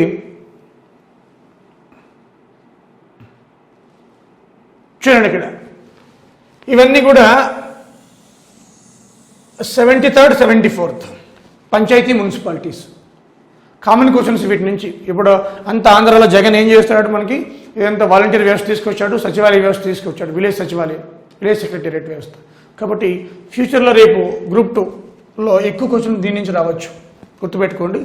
73rd 74, ఎందుకంటే సచివాలయ వ్యవస్థ తీసుకొచ్చాడు కాబట్టి విలేజ్ సచివాలయ వ్యవస్థ దీని నుంచి ఎక్కువ వస్తాయి. 73rd 74th దీని స్ట్రక్చర్ గురించి. అదేవిధంగా ఇండియన్ పొలిటికల్ పార్టీస్ పెద్దగా దీని నుంచి ఏమీ ఉండదు. పొలిటికల్ పార్టీస్ అంటే నేషనల్ పార్టీ అంటే ఏంటి, రీజనల్ పార్టీ అంటే ఏంటి, అదేవిధంగా న్యూ స్టేట్స్ డిమాండ్ అయినా ఉందా. శ్రీకృష్ణ కమిటీ ఇచ్చాడు చూడండి, శ్రీకృష్ణ కమిటీ ఇది ఆల్రెడీ బైఫర్కేషన్లో వచ్చేస్తుంది. శ్రీకృష్ణ కమిటీ బైఫర్కేషన్లో వేశారు కదా హిస్టారికల్ బ్యాక్గ్రౌండ్లో, మరి దాంట్లో వచ్చేస్తుంది. మళ్ళీ ఇచ్చిండు శ్రీకృష్ణ కమిటీ. ఇక్కడ పార్టీస్ గురించి ఉంటుంది, ఏది రీజనల్ పార్టీ, ఏది నేషనల్ పార్టీ, ఎన్ని సీట్లు వస్తే రీజనల్ పార్టీ, ఎన్ని సీట్లు వస్తే నేషనల్ పార్టీ, ఖర్చు ఎంత, ఎంపీకి ఖర్చు ఎంత, మ్యాక్సిమం ఎమ్మెల్యే ఖర్చు ఎంత. ఓకేనా? సో అవన్నీ కూడా మన దీంట్లో ఉంటాయి.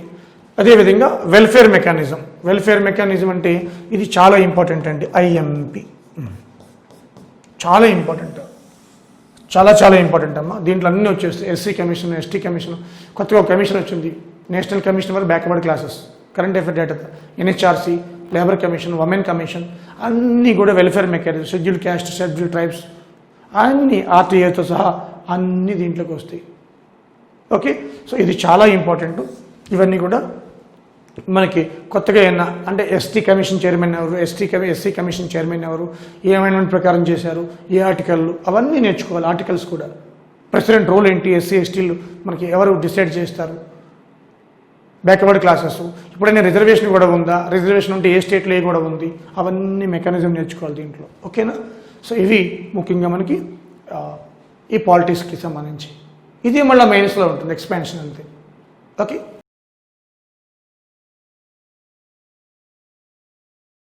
ఏపీ ఎకానమీ, ఇండియన్ ఎకానమీ, దీంట్లో కూడా చెప్పాను మీకు ఎక్కువగా ప్రాధాన్యత జాగ్రఫీకి ఉంటుందని కూడా. చూద్దాం ఒకసారి.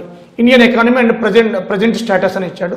Socio economic goals, achievements, new economic reforms, 1991 regulation, economic creation of regulatory bodies, NITI Aayog, and cooperative federalism and decentralisation of financial resources, lack of inclusive growth and sustainable development, అదేవిధంగా కాజెస్, కాన్సిక్వెన్సెస్, సొల్యూషన్స్. దీంట్లో నేను అంటాను new economic reforms 1991, నీతి ఆయోగ్. చూడండి వీటి మీద focus చేయండి. 1, 2, 3 అయిపోయింది. 3 points ఉన్నాయి దీంట్లో. ఫస్ట్ చాప్టర్లో ఎకనామిక్ రిఫార్మ్స్, ఎల్పిజి 1991, నీతి ఆయోగ్ కొత్తగా ఏర్పడిన ప్లానింగ్ కమిషన్ ప్లేస్లో 2015లో, sustainable development goals. Already sustainable development వచ్చింది కదా ఇక్కడ సెక్షన్ ఏలో, అంటే పేపర్ 1లో మళ్ళీ ఇచ్చిండు సస్టైనబుల్ డెవలప్మెంట్. చూడండి అంటే డూప్లికేషన్ సిలబస్ అంతా కూడా. ఓకేనా? సో వీటి మీద అంటే ఎకనామిక్ రిఫార్మ్స్ 1990, అప్పుడు పివి నరసింహారావు గారు చాలా ఇంపార్టెంట్. తెలంగాణ గవర్నమెంట్ కూడా ప్రెస్టేజ్గా సౌత్ ఇండియన్ ఫస్ట్ తొలి బిడ్డ, తెలుగు బిడ్డ, సౌత్ ఇండియన్ బిడ్డ పివి నరసింహారావు గారు, first south Indian became prime minister. So కాబట్టి కంపల్సరీ వస్తాయి, ఆయన తీసుకొచ్చాడు ఇదంతా కూడా. ఈసారి ఎగ్జామ్లో రావచ్చు. ఓకేనా. నీతి ఆయోగ్ అనే ఫంక్షన్స్ ఇప్పుడు నీతి ఆయోగే పనిచేస్తుంది. Sustainable development goals. Okay, Indian economy policies అనమాట, ఎకనామిక్ పాలసీస్ అట. అగ్రికల్చరల్ పాలసీస్ ఏముంటాయి, మినిమం సపోర్టింగ్ ప్రైస్, ఇంకేముంటుంది. అగ్రికల్చర్కి ఊతం ఇచ్చే స్కీమ్స్ ఏమున్నాయి, పిఎం కిసాన్ సమ్మాన్ నిధి, ఆంధ్రాలో అయితే రైతు భరోసా, అంతేనే కదా. అవి contribution of agriculture to India as a GDP, issues of financing, production, marketing, distribution, agriculture. GDP అంటే మనకి జీడిపిలో అగ్రికల్చర్ షేర్ ఎంత పర్సెంటేజ్ ఉంది, పెరుగుతుందా తరుగుతుందా. మినిమం సపోర్టింగ్ ప్రైస్ ఎన్ని పంటలకు ఇస్తుంది, ఇన్సూరెన్స్ ఇస్తుందా, ఏమైనా ఉందా. అలాగే industrial policies, agriculture industrial. Main feature of industrial development in India, sectoral composition, role, private public sectors. ఇది చాలా ఇంపార్టెంట్ ఇప్పుడు, ఎందుకంటే మోడీ గారు రైల్వేస్లో కూడా ప్రైవేట్ని అలౌ చేస్తున్నారు. అలాగే employment, productivity, role of IT industries and development. IT exports imports మనవి ఏ స్థాయిలో ఉన్నాయి, ఆంధ్ర ఐటీ ఎక్స్పోర్ట్స్ ఇంపోర్ట్లో ఏ స్థాయిలో ఉంది, ఎక్స్పోర్ట్స్ ఎంత, ఇవన్నీ కూడా. అదేవిధంగా మనకి ఇండస్ట్రియల్ యొక్క డెవలప్మెంట్ ఆంధ్రప్రదేశ్లో, ఇండియాలో అన్నీ కూడా ఆంధ్రతో లింక్ పెట్టుకోవాలి. అలాగే resources and development, types of resources. దీంట్లో చూస్తే చూడండి, ఇది మళ్ళీ జాగ్రఫీలోకి వస్తుంది. టైప్స్ ఆఫ్ రిసోర్సెస్ అంటే దీంట్లో types of resources, physical capital, financial capital, population, size, composition, growth, trends, occupational distribution, work force, ఇదంతా సెన్సెస్లో కూడా వస్తుంది. జాగ్రఫీ 2011 సెన్సెస్ అంతా. Demography, dividend, human development index, ఇది కరెంట్ డేటా ఉంటుంది. మళ్ళీ కరెంట్ అఫేర్, ఇది కరెంట్ అఫేర్. ప్రజెంట్ కరెంట్ డేటాలో rank ఎంత, 132నా 134 135 అని ఇస్తాడు. అంటే ఇదంతా జోగ్రఫీ ప్లస్ కరెంట్ అఫైర్స్. చూడండి, మళ్ళీ ఎకానమీలోకి ఇచ్చాడు. వర్క్ ఫోర్స్ ఎంత ఉంది, దాంట్లో ఏ ఏజ్ గ్రూప్ వాళ్ళు ఎంతమంది ఉన్నారు చూడండి. ఇదంతా జాగ్రఫీ అండి. పాపులేషన్ సెన్సెస్ 2011 జాగ్రఫీ, అది దీంట్లో ఇచ్చేసాడు ఎకానమీలో. ఈ సీట్ రెండు విధాలుగా మనకు ఉపయోగపడుతున్నాడు. జనరల్ స్టడీస్లో వస్తుంది పేపర్ 1లో, పేపర్ 3లో వస్తుంది. Money, banking, public finance, monetary policy, RBI, physical policies. అదే దీంట్లో మాత్రం ఎఫ్డిఐ ఎక్కువ ఇస్తాడమ్మా. ఫారెన్ డైరెక్ట్ ఇన్వెస్ట్మెంట్ ఏ రంగంలో ఎక్కడ ఉంది. బ్యాంకింగ్లో ఆర్బీఐ గురించి ఇస్తున్నాడు. ఆర్బీఐ యొక్క monetary functions qualitative, quantitative, SLR, CRR, repo, reverse రేపో, ఇవన్నీ కూడా కామన్ క్వశ్చన్స్ దీని నుంచి వస్తాయి. అలాగే ఇన్ఫ్లేషన్, ఈ చూడండి, ఇన్ఫ్లేషన్ పక్కా చాలా ఇంపార్టెంట్ మీకు. ఇన్ఫ్లేషను, జిఎస్టీ, ఈ రెండు చాలా ఇంపార్టెంట్. ఈ రెండు బాగా చదవండి. మూడోది ట్యాక్సెస్. ట్యాక్సెస్ మీద, అదేవిధంగా ఇన్ఫ్లేషన్ మీద, జిఎస్టీ మీద, బడ్జెట్ మీద. బడ్జెట్ అంటే కరెంట్ అఫైర్లు చెప్పాను ఆల్రెడీ. ఈ 4 చాలా ఇంపార్టెంట్ ఎకానమీలో. మళ్ళీ చెప్తున్నాను ఇక్కడ, budget, taxes, inflation, budget, taxes, inflation, అలాగే జిఎస్టీ కూడా సెపరేట్ చెప్తున్నాను, ట్యాక్సెస్లోకి వస్తున్నది కూడా. ఇవి చాలా ఇంపార్టెంట్. ఓకేనా. ఎంటైర్ ఎకానమీలోనే ఎక్కువ క్వశ్చన్లు వచ్చే ఇన్ఫ్లేషన్, తర్వాత నేషనల్ ఇన్కమ్, తర్వాత ట్యాక్సెస్, తర్వాత బడ్జెట్. ఇవి మెయిన్ ఫోకస్ ఎకానమీ అంటే. అవి లేకుండా ఎకానమీ పేపరే ఉంటుంది కదా. ఓకే. తర్వాత చూడండి ఇక్కడ national income and concept, gross domestic product. చూడండి, చిన్నగా ఉంది కానీ ఎక్కువ మార్కులు వస్తాయి. చిన్నగా ఉంది కానీ ఎక్కువ మార్కులు. పర్ క్యాపిటల్ ఇన్కమ్ ఏ స్టేట్ ఎక్కువ, పర్ క్యాపిటల్ ఇండియా ఎంత, జిఎన్పి అంటే ఏంటి, జీడిపి అంటే ఏంటి, ఎన్ఎన్పి అంటే ఏంటి, ఎన్డీపీ అంటే ఏంటి, ట్యాక్స్ దేంట్లో కలిసి ఉంటాయి, సబ్సిడీస్ దేంట్లో కలిసి ఉంటాయి, సబ్సిడీస్ దేంట్లో తీసివేయబడతాయి, ట్యాక్స్ దేంట్లో తీసివేయబడతాయి, నెట్ నేషనల్ ప్రొడక్ట్ అంటే ఏంటి, గ్రాస్ నేషనల్ ప్రొడక్ట్ అంటే ఏంటి, ఇవన్నీ కూడా దీంట్లో ఉంటాయి. ప్రజెంట్ ఎంత ఉంది, అదే 6th one economic policies of Andhra Pradesh, socio economic welfare programmes of government of Andhra Pradesh and composition of population Andhra Pradesh, rural urban sex ratio, age. మళ్ళీ ఇది సెన్సెసే, మళ్ళీ ఇది జోగ్రఫీ, ఏపీ జోగ్రఫీ. 6th అంతా కూడా ఇది ఏపీ జోగ్రఫీ, ఇది ఏపీ జోగ్రఫీ. మళ్ళీ జోగ్రఫీని ఇది జోగ్రఫీని, ఇది జోగ్రఫీని. అంటే చూడండి, మీకు 2 విధాలుగా బెనిఫిట్ అనమాట. ఓకేనా. కానీ agriculture and industrial growth of Andhra Pradesh, ఇది జోగ్రఫీ. ఓకే, చూడండి. అదేవిధంగా అంటే అగ్రికల్చర్ అంటే క్రాప్స్, ఏ క్రాప్స్ ఎక్కువ, ఏ క్రాప్లో ఏ ర్యాంక్లో ఉన్నా, ఇండస్ట్రియల్ గ్రోత్ ఏంటి, ఇండస్ట్రియల్ ఎక్కువ 13 జిల్లాలు ఏ జిల్లాలో ఉన్నాయి, ఏ జిల్లా దేనికి ఆటోమొబైల్కి పాపులర్ ఏది, కొత్తగా వచ్చిన కియా మోటార్స్ ఎక్కడ ఉంది, ఎం టెక్నాలజీస్ ఏరోప్లేన్ పార్ట్స్ ఎక్కడ పెడుతున్నారు, ఇవన్నీ కూడా ఉంటాయి అన్నమాట. అలాగే contribution of agriculture to income and employment and Andhra Pradesh, land reforms in Andhra Pradesh, cropping pattern, irrigation policy Andhra Pradesh, source of agriculture finances, agriculture subsidies, public distribution system in Andhra Pradesh. అయితే ఇరిగేషన్ పాలసీ అంటున్నాడు కదా, ఇక్కడ మాత్రం ఎక్కువ ప్రాజెక్ట్స్ అడుగుతున్నాడు, వాటర్ ఇష్యూస్ అడుగుతున్నాడు. చాలా ఇంపార్టెంట్ ఇక్కడ. దీంట్లో అంతా కూడా ప్రాజెక్టులు, వాటర్ ఇష్యూస్, క్రాప్స్, ర్యాంకులు అన్ని, మైక్రో ఇరిగేషన్ అంతా ఇచ్చేస్తుంది ఇక్కడ. Major irrigation, minor irrigation, micro irrigation అన్నీ అడుగుతున్నాడు దీంట్లో ప్రాజెక్టులు ముఖ్యంగా. అలాగే industrial development, Andhra Pradesh growth structure, industries, incentive industries, industrial corridors. ఈ ఇండస్ట్రియల్ కారిడార్స్ సెడ్స్, ఈ ఇండస్ట్రియల్ కారిడార్స్ ఇది Vizag Chennai industrial corridor, Chennai Bengaluru industrial corridor రెండే ఉన్నాయి ఆంధ్ర నుంచి పోతున్న ఇండస్ట్రియల్. ఆ రెండింటిని ఏదో ఒకటి ఆల్టర్నేటివ్గా అడుగుతున్నాడు. So industrial corridor SEZ special economic zone Visakhapatnam, Prakasam జిల్లాలో కూడా మనం పెడతా అనుకుంటున్నారు, విశాఖపట్నం ప్రకాశంలో కూడా. ఓకే, అదేవిధంగా resource development of Andhra Pradesh, Andhra Pradesh budgetary resources and constants fulfilment of conditions, AP bifurcation act మళ్ళీ దీంట్లో ఇచ్చాడు. అసిస్టెన్సీ ఇష్యూస్ యాక్ట్లో ఉన్నవన్నీ ఇంక్లూడింగ్ ఎఫ్ఆర్బిఎం దీంట్లో అడిగేస్తున్నాడు. ఎఫ్ఆర్బిఎం యాక్ట్ ఇది కామన్ క్వశ్చన్లో వస్తున్నాయి. దీని నుంచి మీరు గుర్తుపెట్టుకోండి. ఎఫ్ఆర్బిఎం యాక్ట్ 2004 నుంచి ఏవైతే వచ్చిందో ఎఫ్ఆర్బిఎం యాక్ట్ మొత్తం కంప్లీట్ దీని నుంచి వస్తున్నాయి. FRBM physical responsibility budget management act. So complete ఇదంతా కూడా మళ్ళీ బైఫర్కేషన్ యాక్ట్ చూడండి. ఏపీ బైఫర్కేషన్ యాక్ట్ అని ఇచ్చిండు. ఎకానమీలో కూడా బైఫర్కేషన్ ఇచ్చాడు మళ్ళీ చూడండి అది. అలాగే Andhra Pradesh state gross domestic product comparison with India and neighbour states. అది అంటే జిఎస్టిపి అంటే మన క్యాపిటల్ ఇన్కమ్ ఎంత, పక్క స్టేట్స్ ఎంత. పక్క స్టేట్ అంటే తెలంగాణ అడుగుతాడు, ఇంకేముంది. ఓకే, సో ఇవి అంటే మీరు దీంట్లో ఇక్కడ చూస్తే సబ్జెక్ట్ అనాలిసిస్ మీద ఎక్కువ దేనికి ఇంపార్టెన్స్ ఉంది? Andhra geography, Andhra history, Indian geography, science, current affairs, disaster management. ఇవే కదా మేజర్, ఇవే కదమ్మా మీకు ఎక్కువ క్వశ్చన్లు వచ్చేవి. Okay, section B, section C అవే సెక్షన్స్ పేపర్గా మార్చి మెయిన్స్కి ఇచ్చాడు. అవే ఇవి మొత్తం మళ్ళీ డిస్కషన్ అవసరం లేదు. చూడండి సేమ్ 11 టాపిక్స్ బైఫర్కేషన్ లాస్ట్లో ఉంది. ఓకేనా? సో సేమ్ స్ట్రాటజీ, నేను చెప్పిన స్ట్రాటజీ ఫాలో అయ్యాను. సేమ్ టాపిక్స్ మళ్ళీ మార్చడం ఏం లేదు, సేమ్ ఇచ్చేసిండు. ఓకే, సేమ్ సెక్షన్స్ బదులు పేపర్ 2 అంటున్నాడు. Same social and cultural history of Andhra Pradesh, same మళ్ళీ సిలబస్ సేమ్.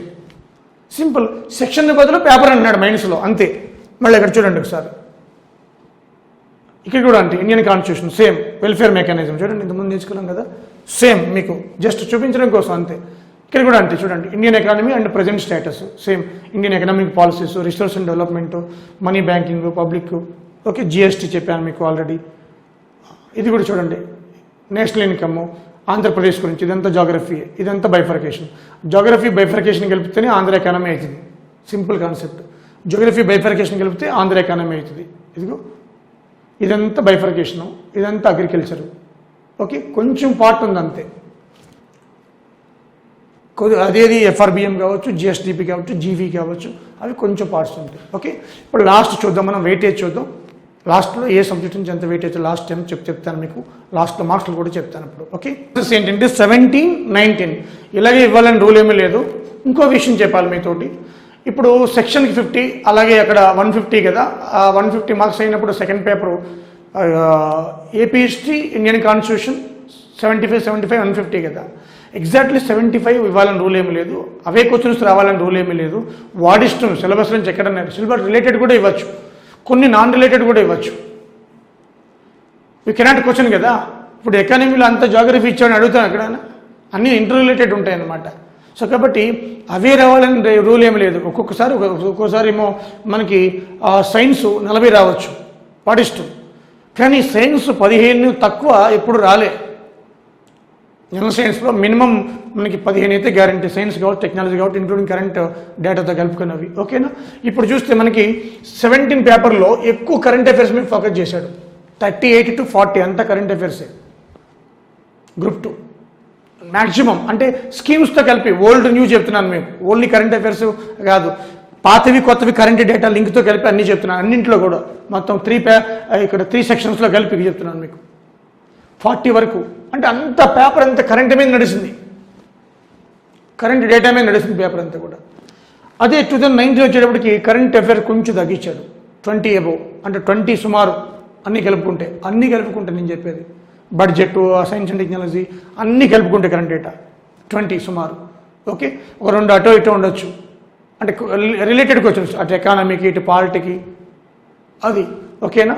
ఇప్పుడు దీంట్లో మనం చూస్తే మనకి కరెంట్ అఫైర్స్ అనేవి కామన్ ఫినోమినా. అయితే ఈసారి నా గెస్ ఏంటంటే కరెంట్ అఫైర్స్లో కరోనా పాండమిక్ కాబట్టి ఈ కరోనా రీసెర్చ్ ఇన్స్టిట్యూషన్స్ వాటి యొక్క వ్యాక్సినేషన్ వీటి మీద ఎక్కువ క్వశ్చన్లు వస్తాయి. ఫ్యూచర్ అంతా కూడా ఫ్యూచర్ కమింగ్ 4-5 years వరకు ఎగ్జామ్లో అన్నీ ఇవే ఉంటాయి. కమింగ్ 4-5 years వరకు మళ్ళీ ఇది ఈ కరోనా వ్యాక్సిన్ వచ్చి మర్చిపోయే వరకు. సో ఆ కరోనా మీద ఎక్కువ క్వశ్చన్లు వస్తాయి, గుర్తుపెట్టుకోండి. ఆ తర్వాత FRBM యాక్ట్ కేసీఆర్ గారు ఎన్నోసార్లు చెప్పాడు. ఈ యాక్ట్ మీద కూడా ఎక్కువ సార్లు వస్తాయి. ఆంధ్ర అయినా కూడా ఇది FRBM యాక్ట్ మీద అప్పుడు చంద్రబాబు ఉన్నప్పుడు ఫైట్ చేశాడు. సో ఇది యాక్ట్. ఈ రెండు కరెంట్ డేటా ఇప్పుడు బర్నింగ్ ఇష్యూస్. అదేవిధంగా ఇక్కడ చూస్తే మనకి కరెంట్ అఫేర్ తర్వాత geography India AP geography 40 above 42 questions వచ్చాయని చెప్పాం కదా. 40 above మీరు గుర్తుపెట్టుకోండి. ఏపీ ఎకానమీ అంతా కరెంట్ అఫేర్స్. నేను తక్కువ చెప్తున్నానమ్మా, ఇంకా ఎక్కువ వచ్చినాయి. ప్యూర్ జాగ్రఫీకి సంబంధించింది 40 above. అంటే అటు 3 పేపర్లో కలిపి నేను మెయిన్స్లో చెప్తున్నాను మీకు. 450లో 3 పేపర్లు కలిపి 40 మార్కులు అంటే మాటలు కాదు. 450లో 40 ఏంటంటే మీరు ఎవరైతే గ్రూప్ 2 ప్రిపేర్ అవుతున్నారో వాళ్ళు ఫస్ట్ నా అడ్వైజ్ ఏంటంటే best advice Indian geography AP geography prepare కండి ఫస్ట్. నా బెస్ట్. తర్వాత కరెంట్ అఫైర్స్ రోజు ½ an hour. ఆ ఎగ్జామ్ ముందు ఒక 30 minutes ముందు మేము 30 days ముందు ఏదో బుక్ కొనుక్కుని మార్కెట్లో వచ్చింది వాడో వీడో రాసింది చదువుతామంటే కుదరదు. ఈ సీరియస్ యాస్పిరెంట్స్ అది కాదు, మీరే ఓన్గా రాసుకోవాలి. నువ్వు రాసుకున్న నోట్స్ నీకు, నీ బ్రెయిన్కి, నీ బాడీకి, నీ కళ్ళకు నీకు అలవాటు ఉంటుందమ్మా. ఎవరో రాసి ప్రింట్ చేసి ఇచ్చింది. అలా అయితే టాపర్ నోట్స్ తీసుకుని ఈ భూమి మీద అందరూ టాపర్లు కావడం లేదు. టాపర్ వస్తాడు, గ్రూప్ 2 టాపరో గ్రూప్ 1 టాపరో, వాడి నోట్స్ జరుగుతుంది జెరాక్స్, అందరూ టాపర్లు కావాలి కదా. కాడు, వాడికి ఒక మైండ్ సెట్ ఉంటుంది. కాబట్టి నువ్వు ఓన్గా రాసుకోవాలి నోట్స్. సో కాబట్టి నా బెస్ట్ అడ్వైజ్ ఏంటంటే geography AP geography Indian geography చదివి అప్పుడు ఎకానమీకి వెళ్ళండి. నేరుగా ఎకానమీకి వెళ్ళొద్దు మీరు. This is very important. Okay. So అలాగే general science and technology 15 to 20. దీంట్లో మనకి డిసీజ్ మీద ఈసారి ఎక్కువ ఫోకస్ చేయండి. Vitamins, minerals, disease. తర్వాత టెక్నాలజీ పార్ట్, ముఖ్యంగా digital technology, space technology, nuclear technology, missile technology, వీటి మీద ఎక్కువ ఫోకస్ చేస్తే సరిపోతుంది. తర్వాత ఎబిలిటీ రోజు ఒక ½ an hour ప్రాక్టీస్ చేయండి. ఇది ఒక 2-3 ఏదో ఒక చాప్టర్ తీసుకొని బ్లడ్ రిలేషన్స్ ఒక ½ an hour బోర్ కొట్టినప్పుడు ఎప్పుడైనా 30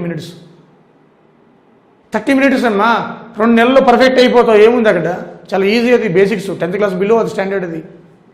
సో ఇది చదివే సబ్జెక్టే కాదు యాక్చువల్గా. ఓకే. తర్వాత డిజాస్టర్ మేనేజ్మెంట్ 10 questions వస్తాయి.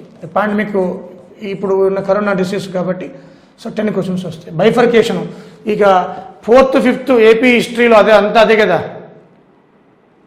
అదే కదమ్మా, బైఫర్కేషనే కదా మీకు చెప్పాను ఆల్రెడీ. సో కాబట్టి బైఫర్కేషన్ ప్లస్ అది హిస్టరీ కలిపి చదువుకోవాలా. దాంట్లో 30 questions పైన వస్తాయి వీటి నుంచి. మినిమం ఓన్లీ బైఫర్కేషన్ సెక్షన్స్ అవన్నీ కలుపుకుంటే మొత్తం ఇక్కడ మినిమం ఒక 10 questions గ్యారంటీ. ఓకే. 10 questions ఇక్కడే నీకు సరిపోయింది కదా నాయన. ఇది 40 10 ఇక్కడే ఇది నీకు అదొక 60 నీకు 20 80 ఒక మినిమం 10 వేసుకున్నా 90 ఒక మినిమం యావరేజ్ 20 వేసుకున్నా 110 ఇక్కడే సరిపోతున్నాయి కదా. అటు జిఎస్ అయిపోతుంది, అటు ఆ సబ్జెక్ట్స్ అయిపోతుంది. సో నెక్స్ట్ ఈ పేపర్ 2 ఏంటంటే పేపర్ 2 వచ్చేటప్పటికి చూద్దాం ఒకసారి. ఇది నేను పేపర్ 1 గురించి చెప్పాను మీకు.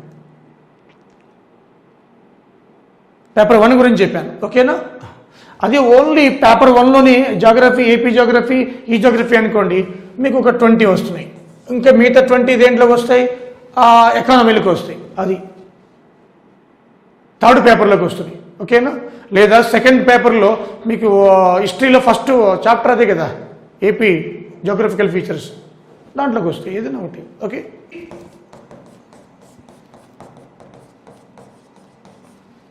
అలాగే Indian constitution and governance, Indian constitution and governance ఈ 75. ఓకేనా. దీంట్లో ఏపీ హిస్టరీలో మీకు చెప్పాను ఆల్రెడీ 1953 నుంచి 2014 వరకు ఎక్కువ క్వశ్చన్లు వస్తున్నాయి. అంటే 4th 5th chapters. First chapter ఎక్కువ క్వశ్చన్లు వస్తున్నాయి అంటే శాతవాహనాస్.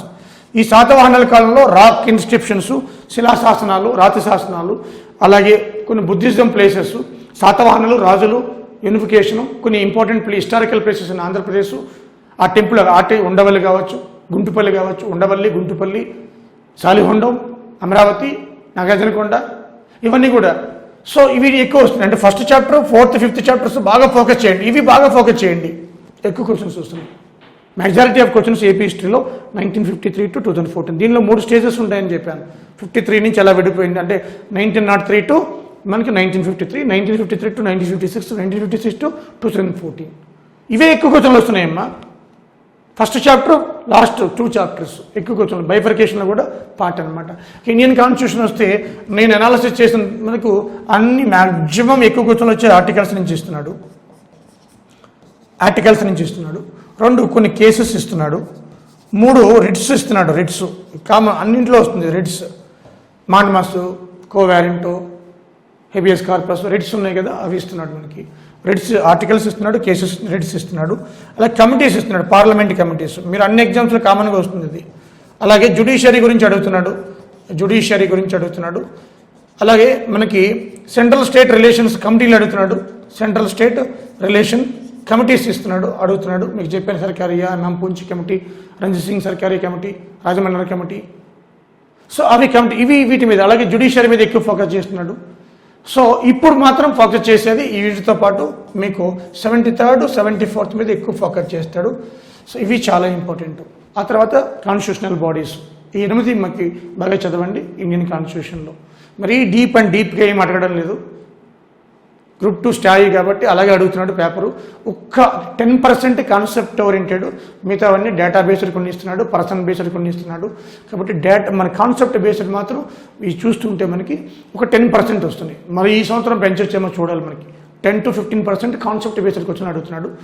సో 2 స్టేట్మెంట్లు ఇచ్చి ఏ స్టేట్మెంట్ కరెక్ట్, లేకపోతే 4 స్టేట్మెంట్లు ఇచ్చి దాంట్లో ఏది తప్పు, ఏది ట్రూ, ఏది ఫాల్స్, అలాంటి క్వశ్చన్లు ఇస్తున్నాడు. కొన్ని క్వశ్చన్స్ వస్తున్నాయి 100లో 10-15 అవి వస్తున్నాయి అంతే. అవి చూసుకోండి ఒకసారి. ఓకే, సో ఇది పేపర్ 2కి సంబంధించి. సో ఇది 75 ఇవ్వాలని రూల్ ఏమీ లేదు, ఎందుకంటే దీంట్లో యాక్ట్లు ఉంటాయి. హిస్టరీకి సంబంధించిన యాక్ట్లు కానీ కాన్స్టిట్యూషన్ దాంట్లో మార్చచ్చు. ఇదే దీంట్లోకి వస్తుంది, ఓకేనా. కాబట్టి ఇవి 150 questions. 150, 75 AP history 75, Indian constitution 75 marks. ఇది ఒక 75. ఓకే, సో ఇవి ముఖ్యంగా మనకి ఎకానమీలో Indian economy and also AP economy అంటే మనకి ఇండియన్ ఎకానమీలో చూద్దాం. ఫస్ట్ ఆఫ్ ఆల్ దీంట్లో 5 year ప్లాన్స్ బాగా ఇస్తున్నాడు. బాగా చదవండి, ఎక్కువ క్వశ్చన్లు అవుతాయి. స్కీమ్స్ అన్ని కరెంట్ డేటాలు దీని నుంచి తీసుకుంటాడు. ముఖ్యంగా Mahatma Gandhi national guarantee programme, Mahatma Gandhi national rural employment guarantee programme. ఇది గ్యారంటీ యాక్ట్ ప్రోగ్రామ్. పక్కా క్వశ్చన్ దీని నుంచి ఎవ్రీ ఇయర్ క్వశ్చన్ వస్తుందండి దీంట్లో. అలాగే ముఖ్యంగా మనకి ఈ 5 year ప్లాన్స్ అన్నీ అప్ టు 12 ప్లాన్స్ వరకు. దీంట్లోనే నీతి ఆయోగ్ కూడా ఉంది, ఇది బాగా చదవండి. నీతి ఆయోగ్ దాని యొక్క ఫంక్షన్స్ అన్నీ కూడా. అలాగే FRBM చూసుకోండి, FRBM యాక్ట్, ఇది ఇంతకుముందు కూడా చెప్పాను మీకు. అయితే పావర్టీ అన్ఎంప్లాయ్మెంట్ మీద కొంచెం ఫోకస్ తగ్గించాడు. తెలంగాణలో ఎక్కువ ఇస్తున్నాడు దాని మీద. మరి ఆంధ్రాలో పేపర్స్ చూస్తే పెద్దగా ఏమీ లేవు ఇచ్చినట్టు, 1-2 అర తప్ప. అదే మనకి పావర్టీ అన్ఎంప్లాయ్మెంట్ తెలంగాణ పేపర్ చూడండి, అన్నీ అవే. మరి ఆంధ్రాలో ఎక్కువ దేని మీద వస్తుంది చెప్తాను అది కూడా. దీంట్లో చూస్తే మనకి 5 year ప్లాన్స్ ఇవే కాకుండా FDI, ఫారెన్ డైరెక్ట్ ఇన్వెస్ట్మెంట్, అలాగే నేషనల్ ఇన్కమ్ మీద వస్తుంది ఎక్కువ క్వశ్చన్స్. LPG మీద ఇస్తున్నాడు, అలాగే RBI బ్యాంకింగ్ సెక్టర్ మీద ఇస్తున్నాడు. వీటి నుంచి ఎక్కువ. అలాగే ఇన్ఫ్లేషన్, ఇది చాలా ఇంపార్టెంట్. ఎక్కువ క్వశ్చన్లు వచ్చేది ఎకానమీలో ఇన్ఫ్లేషనే. ఒక 6-7 క్వశ్చన్లు ఇచ్చేస్తున్నాడు ఒకటే టాపిక్ నుంచి. మీరు చూసుకోండి, 17 ఇచ్చాడు, 19 ఇచ్చాడు. ఒక ఇన్ఫ్లేషన్ నుంచే కంటిన్యూ చేస్తున్నాడు క్వశ్చన్స్. 5, 6, 7 వరకు వచ్చేస్తున్నాయి క్వశ్చన్స్ ఇన్ఫ్లేషన్ రిలేటెడ్, ద్రవ్యోల్బణం. సో ఎక్కువగా inflation, RBI, LPG, national income, foreign direct investment, FRBM act, నీతి ఆయోగ్, 5 year ప్లాన్స్. అలాగే 14th ఫైనాన్స్ కమిషన్, ఒక నోట్సే రాసుకోండి. 15th ఫైనాన్స్ కమిషన్ చాలా important. 15th finance commission, 14th finance commission, ఇవి ముందు బేస్ హార్ట్. ఇవి నేర్చుకుని మిగతా నేర్చుకోండి, ఓకేనా. ఈ ఏపీకి వస్తే ఎంత జోగ్రఫీ అని చెప్పాను కదా మీకు. ఈ ఏపీలో మీకు చూస్తే ఈ ఎకానమీలో సెల్ఫ్ హెల్ప్ గ్రూప్స్, డ్వాక్రా, ఇది లేకుండా పేపరే ఉండదు. సెర్ప్ గురించి, పావర్టీ ఎలిమినేషన్ ఆర్గనైజేషన్, సెర్ప్ గురించి, డ్వాక్రా, సెల్ఫ్ హెల్ప్ గ్రూప్స్. అలాగే ఇంకా దీంట్లో అంత ఇరిగేషన్, జోగ్రఫీ అంతా కలిసి ఉంటుందని చెప్పుకున్నాం కదా. మళ్ళీ అవే. అలాగే GDP అంటే మనకి స్టేట్ GDP అనమాట. GDP అంటే state gross domestic product, state GVA, GVA gross value added, per capita income, per capita income, per capita income, per capita income ఏ జిల్లాలో ఎక్కువ ఉంది, ఏ జిల్లాలో తక్కువ ఉంది, ఇవన్నీ కూడా మనకి. సో ఇవన్నీ కూడా ఏపీ అంటే ప్రాజెక్టులు ఇస్తున్నాడు, కెనాల్స్ కాలువలు ఇస్తున్నాడు, Buckingham canal, Kadapa Kurnool canal, KC canal, Telugu Ganga canals ఇస్తున్నాడు, ప్రాజెక్టులు ఇస్తున్నాడు, ప్రోగ్రామ్స్ ఇస్తున్నాడు, సెల్ఫ్ హెల్ప్ గ్రూప్స్, డ్వాక్రా మహిళలు, సెరప్ గురించి అడుగుతున్నాడు, ICDS integrated child development programme ఇది ఇస్తున్నాడు. చూడండి, అదే ప్రధానమంత్రి కృషి అంటే వ్యవసాయానికి సంబంధించి ప్రోగ్రామ్స్ ఏమైనా ఉన్నాయా అవి కూడా ఇస్తున్నాడు. ఇవన్నీ కూడా ఏపీ ఎకానమీలో. ఇవి 75, దీంట్లో సగం జాగ్రఫీ ఉంటాయి, ఇది 75. ఓకే, ఇవి అంత ఇండియా వైజ్ ఇస్తున్నాడు. 5 ఇయర్ ప్లాన్స్ నుంచి ఎక్కువ కూర్చొని వస్తున్నాయి, ప్రోగ్రామ్స్ నుంచి ఎక్కువ వస్తున్నాయి. కాబట్టి ఇండియన్ ప్రోగ్రామ్స్, ఏపీ ప్రోగ్రామ్స్ చూసుకోండి అయ్యా మీరు. అది ఆల్రెడీ నేను రిలీజ్ చేశాను, యూట్యూబ్లో చూసుకోండి. ఇండియన్ ప్రోగ్రామ్స్ అన్నీ కూడా సెంట్రల్లీ స్పాన్సర్డ్ స్కీమ్స్ అన్నీ ఉన్నాయి, యూట్యూబ్లో ఫ్రీగా ఉంది, చూసుకోవచ్చు మీరు. సో ఇవి ఎక్కువ ఇండియన్ ఎకానమీలో ప్రోగ్రామ్స్ చదవండి, 5 ఇయర్ ప్లాన్ చదవండి, 14th ఫైనాన్స్ కమిషన్, 15th నీతి Aayog, FRBM, FDI, national income, LPG, RBI, inflation, వీటి మీద ఫోకస్ ఎక్కువ పెడితే ఎక్కువ క్వశ్చన్లు వస్తాయి. ఓకే, ఇవి ముఖ్యంగా మనకి 3 పేపర్స్. అయితే ఎంత వస్తే మనకి జాబ్ మనకి వస్తుంది అనేది ఒక చూద్దాం. అంటే పేపర్ని పెట్టి ఉంటుంది, మనం ఇప్పుడు చెప్పడం కదా, మీకు ఎగ్జామ్ టార్గెట్ చెప్తున్నాను. ఓకే, మీ టార్గెట్ పేపర్ 1లో 105 తగ్గకూడదు, మినిమం 100 తగ్గకూడదు. గుర్తుపెట్టు, 105 to 110. కొంతమందికి 120 వస్తుంది. పేపర్ ఎంత టఫ్గా ఉన్నా కూడా 120, 115 వచ్చే వాళ్ళు చాలామంది ఉన్నారు. పేపర్ 1 105 తగ్గకూడదు. రెండోది, ఇది డిసైడింగ్ ఫ్యాక్టర్. ఫస్ట్ డేనే గుర్తుపెట్టుకోండి, ఫస్ట్ డేనే డిసైడింగ్ ఫ్యాక్టర్. ఈ రెండు ఒకరోజు జరుగుతాయి, ఇది ఒకరోజు జరుగుతుంది. ఫస్ట్ డే, ఈ రెండు second day. First day disappoint అయినాం అనుకోండి, ఇక అది దాని ఇంపాక్ట్ దీని మీద పడుతుంది. సో ఇది 105 to 110 తగ్గకూడదు. 110 తగ్గకూడదు అంటే నీ అర్థం ఏంటి అంటే జాగ్రఫీ, సైన్స్, కరెంట్ అఫైర్స్, ఈ మెంటల్ ఎబిలిటీ, డిజాస్టర్, బైఫర్కేషన్ ఇవి పెట్టుకుంటే 100 దాటేస్తాయి కదా ఈజీగా, అవి అక్కడే సరిపోతుంది. Okay, next paper 2 150. ఇది చాలా ఈజీ, కాస్త కష్టపడితే దీంట్లో లాజిక్లు జిమ్మిక్కులు ఏమి ఉండవు, దీంట్లోకి లాజికల్ రీజనింగ్ ఉంది. కానీ దీంట్లో చూస్తే మనకి 120, 130 వరకు రావచ్చు, 140 వచ్చిన వాళ్ళు కూడా ఉంటారు, దట్ ఈస్ డిఫరెంట్. బట్ ఇప్పుడు ఇచ్చిన పేపర్లు కొంచెం కష్టంగా వస్తున్నాయి కాబట్టి 130, అట్లీస్ట్ 120 చూడండి. సో అదేవిధంగా పేపర్ 3, సో 150కి 100 to 110 అంటే పేపర్ లిబరల్గా ఉంటే, అంటే లిబరల్ అంటే యావరేజ్, మరీ ఈజీ కాదు, మరీ డిఫికల్ట్ కాదు. మరీ డిఫికల్ట్గా ఉందనుకో స్కోర్ తగ్గిద్ది, ఈజీగా ఉంటే స్కోర్ పెరిగిద్ది. చూడండి, సో 100 to 110 అంటే 110, 130, 110 వేసుకున్నా కూడా 350 పడుతుంది టోటల్. అంటే అవుట్ ఆఫ్ 450, 350. ఓకేనా? సో ఇది మనకి స్కోర్. అది రిజర్వేషన్ బట్టి మారుతూ ఉంటుంది. ఇట్ డిపెండ్స్ ఆన్ రిజర్వేషన్ ఈ సీట్. అంటే మన గోల్ అలా పెట్టుకోవాలి, అలా పెట్టుకుంటే మనం ఈజీగా గెయిన్ చేయగలం. ఆ జోన్ వల్ల పోస్ట్ మన జోన్ కట్ ఆఫ్ వేరే ఉంటుంది, మళ్ళీ జోనల్ వైజ్ పోస్ట్. ఓకే, ఒక ఐడియా పెట్టుకోండి ఈ విధంగా, నా టార్గెట్ ఇంత, సార్ చెప్పాడు కదా నేను 150 పెట్టుకుంటాను, 150 కంటే పెట్టుకోవాలి, ఎవరొద్దన్నారు ఇంకా మంచిది కదా. 150 అంటే ఇంత తగ్గకూడదు అని అంటున్నా. ఈ దీనికి తగ్గకూడదు. మేము ఎప్పుడో 97 నుంచి అంటే 2000 ఇయర్ నుంచి కూడా రాసేటప్పుడు కూడా చాలామందికి ఈ స్కోర్ వచ్చేది. ఇప్పుడు ఇదే స్కోర్లో ఉంటున్నారు. 370, 380 వస్తే ఇంకా మంచిది. ఓకేనా? సో ఇది ముఖ్యంగా మన గోల్. కూడా స్టూడెంట్స్ స్ట్రాటజీ చూసి వాళ్ళ యొక్క డిగ్రీ అయిన తర్వాత ఎన్నో ఆశలు ఉంటాయి జీవితం మీద. ఇప్పుడున్న ఈ కరోనా సిచ్యువేషన్లో ఎంప్లాయ్మెంట్ అనేది, అంటే అటు సాఫ్ట్వేర్కి వెళ్ళినా, అటు ఏ ప్రైవేట్ జాబ్కి వెళ్ళినా మనకు కొంచెం ఇన్సెక్యూర్డ్ కాబట్టి ప్రభుత్వ ఉద్యోగాలు వస్తే ఆ ప్రభుత్వ ఉద్యోగాలు కాస్త సెక్యూర్డ్గా ఉంటాయని చెప్పి ఎక్కువ మంది పిల్లలు మనకి ఈ వైపు వస్తూ ఉంటారు. చిన్నప్పటి నుంచి గ్రూప్ 2, గ్రూప్ 1 సివిల్స్ ఉందంటే దట్ ఈస్ డిఫరెంట్ మళ్ళీ. సో ఇక్కడ చూస్తే మనకి ఈ రూపా ఐఏఎస్ అకాడమీ అనేది అటు తెలంగాణలో గ్రూప్ 2 స్ట్రాటజీ చేసాం, ఇక్కడ చేసాం, అలాగే ఏడబ్ల్యూ చేసాం, నెక్స్ట్ గ్రూప్ 1 చేస్తాం.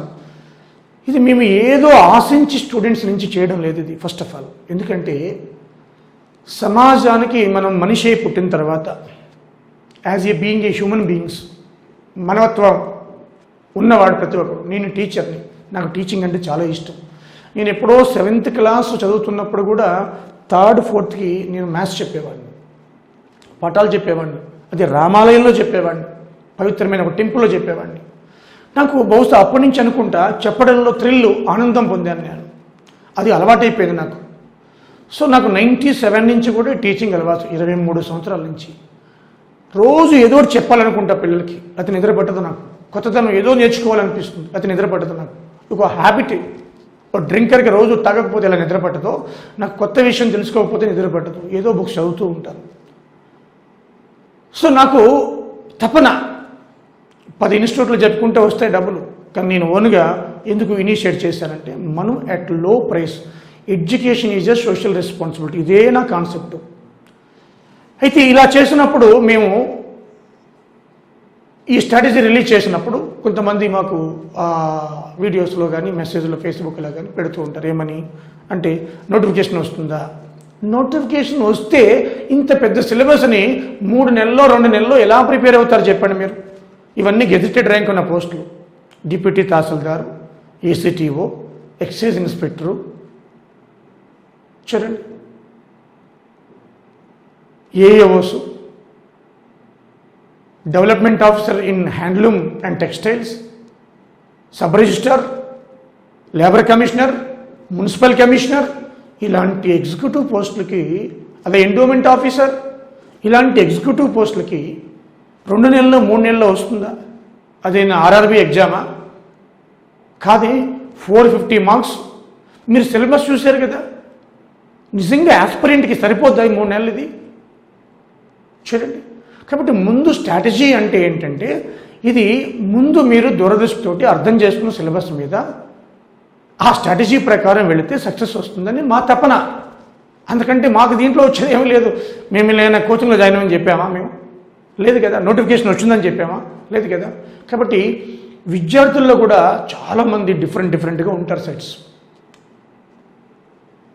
సో ఫేస్బుక్లో, ట్విట్టర్లో, మెసెంజర్లో ఇష్టం వచ్చినట్టు ఆండ్రాయిడ్ ఫోన్ ఉందని చెప్పేసి ఈ కామెంట్స్ పెడుతూ ఉంటారు. డియర్ ఫ్రెండ్స్, మీరు సిన్సియర్ యాస్పిరెంట్స్ అయితే సోషల్ మీడియా మీద ఫోకస్ తగ్గించి మీ లైఫ్ మీద ఫోకస్ పెంచండి. ఇలాంటి ఉపయోగపడే వీడియోస్ చూసి వదిలేసేయండి.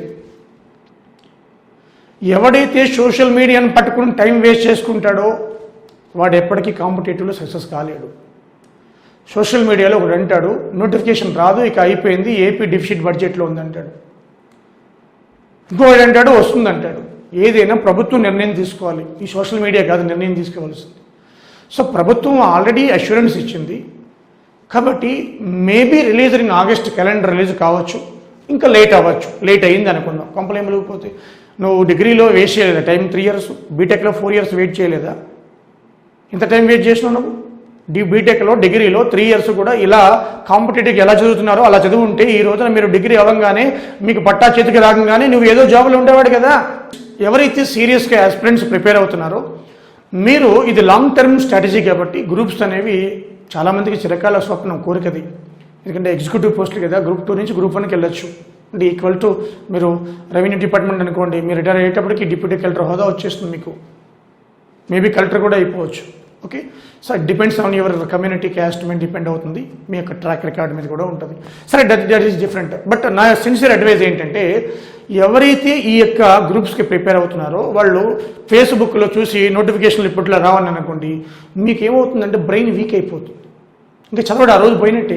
ఒక్కరోజు పోతే ₹1,00,000 ఇచ్చిన తిరిగి తీసుకురాలేము. అందుకని ఇలాంటి గ్యాంగ్ కొంతమంది ఉంటారు. ఏంటి, వాడు చదువుకుంటూ ఉంటాడు, పోస్ట్ పెడుతూ ఉంటాడు అనమాట, రాదంటాడు. ఇంకొక కొంతమంది గ్యాంగ్ ఉంటారు, వారు ఎవరైనా సక్సెస్ అయిన వాళ్ళని నేను అడిగాను అనుకో, ఇది చాలా కష్టం, నేను కోటిలోకి వెళ్ళి మొత్తం బుక్స్ అన్ని చదివేసినా ఇంక చదవడానికి ఏమీ లేవు, అన్ని బుక్స్ చదవాలంటాడు. ఏం అవసరం లేదు, యాజ్ పర్ సిలబస్ ప్రకారం పోతే చాలు. సిన్సియర్గా నా సిన్సియర్ అడ్వైజ్ ఏంటంటే, ఒకటే మీటర్లు చదవండి, నెంబర్ ఆఫ్ టైమ్స్ రిపీట్ చేయండి, డైలీ రిపీట్ చేయండి, వీక్లీ రిపీట్ చేయండి, మంత్లీ రిపీట్ చేయండి. Don't believe gossip. Long terms preparation strategy. ఫేస్బుక్కి దూరంగా ఉండాలి, సోషల్ మీడియాకి దూరంగా ఉండండి. ఎవరైనా పోస్ట్ చేసినా కూడా అలాంటివి నోటిఫికేషన్ వస్తాయా అని నేను క్వశ్చన్ చేసినా, నువ్వు వాన్ చేసిన రిప్లైలు ఇవ్వడాలి, ఏం చేయి మాకు. హ్యాపీగా ఎప్పుడు వస్తాయి, రావడం గ్యారంటీ. ఒక 6 నెలలు లేట్ అవుతుంది అనుకున్నావు, కంప్లైంట్ వెలిగిపోతాయి. ఈరోజు ఏదో పని చేసుకో, తప్పు పని అయితే చేయడం లేదు కదా. ఆటో దోలు మేమందరం చేసిన వాళ్ళం కదా, అలాగా మేమందరం కష్టపడిన వాళ్ళం కదా. నేను చదువుకునేటప్పుడు ప్రిపరేషన్ చేసినప్పుడు పని చేసిన వాడే కదా. తప్పేముందమ్మా? ఇబ్బందిగా ఉంది, ఫైనాన్షియల్ ప్రాబ్లం, ఇప్పుడు నోటిఫికేషన్లు ఎప్పుడు వస్తే తెలియదు, పని చేయి. ఈ స్ట్రాటజీ ఎందుకు తీసుకొచ్చాం? ఈవినింగో మార్నింగో ఖాళీ ఉన్నప్పుడు చదువుకుంటామని కదా. రేపు ఎల్లుండో వస్తుందని చెప్పామా? ఈ స్ట్రాటజీ చెప్పామా? లేదు కదా. కాబట్టి ఫేస్బుక్లో ఎవరైనా ఎలాంటి వాళ్ళు మిమ్మల్ని డిస్టర్బ్ చేసి వాడు చదువుకుంటుంటాడు, మళ్ళీ వాడు రాదంటాడు, వాడు చదువుకుంటూ ఉంటాడు. దానివల్ల ఏమవుతుంది? ఫేస్బుక్లో లక్షల మంది ఉంటారు, డిసప్పాయింట్ అవుతారనమాట. ఇలాంటి గ్యాంగ్ కూడా ఉంటుంది. మీరు బీ వేర్, అన్నీ నమ్మద్దు.